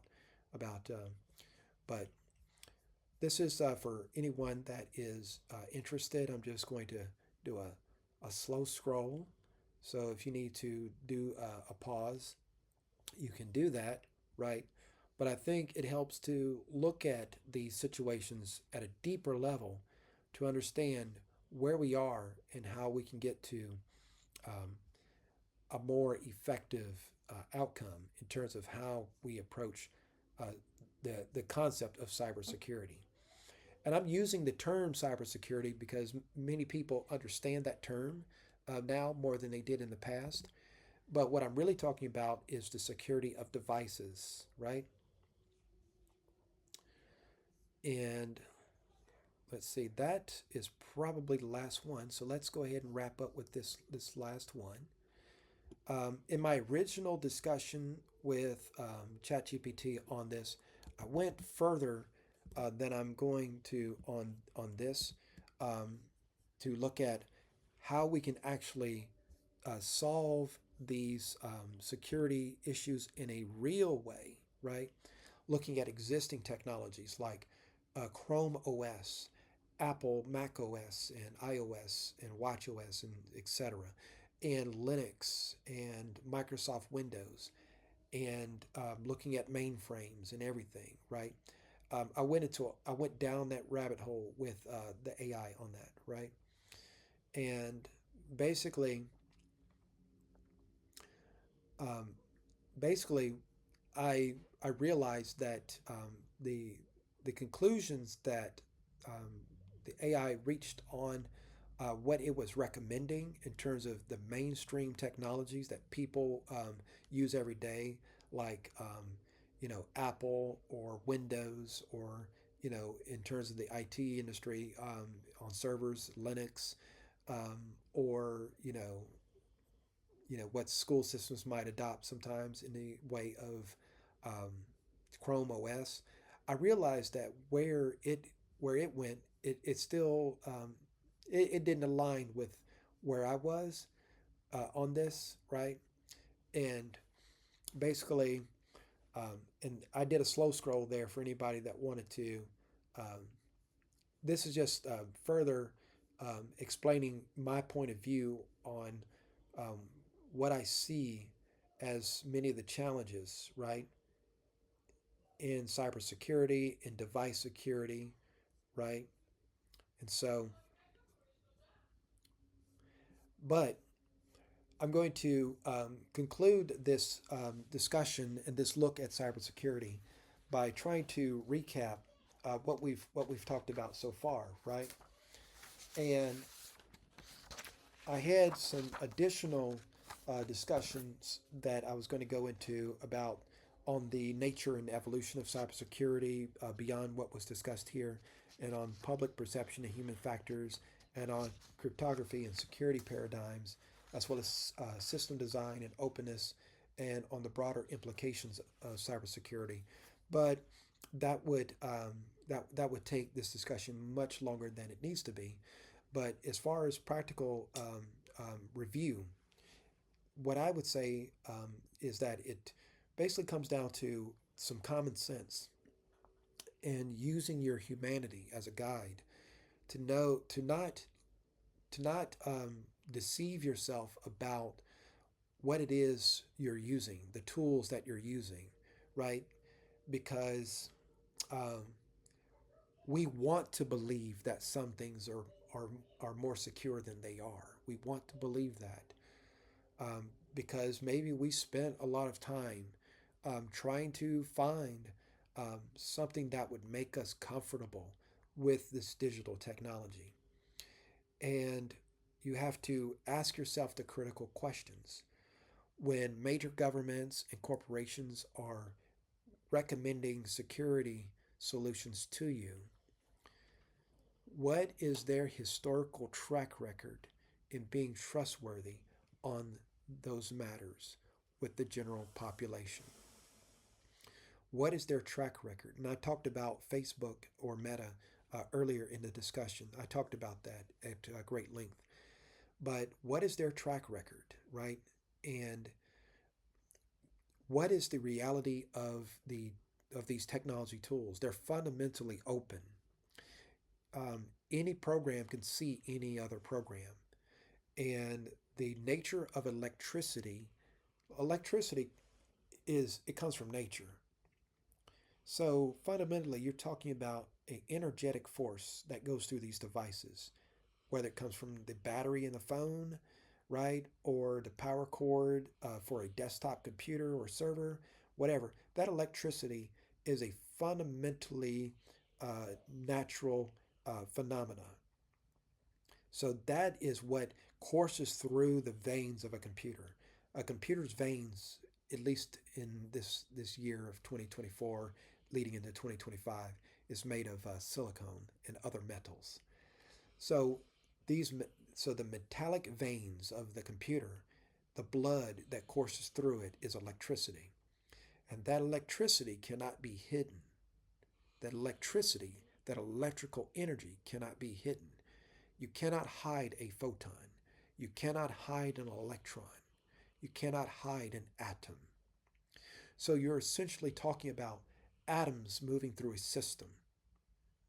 And through the art of what we call computer science and software development and information technology and IT, all the arts combine together to make smartphones, desktop and laptop computers, and servers. All these arts come together to make these things so that humans can indirectly manipulate these electrical forces, these nuclear forces, in ways that produce um, chat GPT, words on a screen, to produce artwork through Adobe Photoshop or through Pixelmator or through Procreate or whatever, to make videos, to communicate information um, to a wider group of people in somewhat the same way we would as if we were there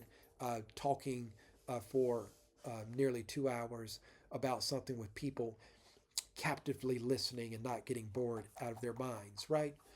And so, um, but the underlying nature that goes through the devices, it's a visible force, and it's not one that can be hidden through the mental uh, uh, techniques of the human mind. The human mind can do many things, but Concealment of nature, concealment of electricity is not one of those. So, with all of that said, I hope you enjoyed this walkthrough cybersecurity from my point of view. And I know that I made many controversial statements, and you know, there is another way of looking at this, I am sure. But this is the way that I have seen it. And if you have any questions, or you want to, even present your own point of view or educate others in the comments thread, feel free to do so. Feel free to do so. And until then, um, I think the next discussion I'm going to have one on Linux. Um, I started this channel with a discussion on Linux, and so it's something that I try to do annually, every year now. I've missed a few years, but I'm going to have a discussion on Linux before the year is out. And, you know, I have a topic in mind, but I'm still working through it. And until then, I will catch you on the next one.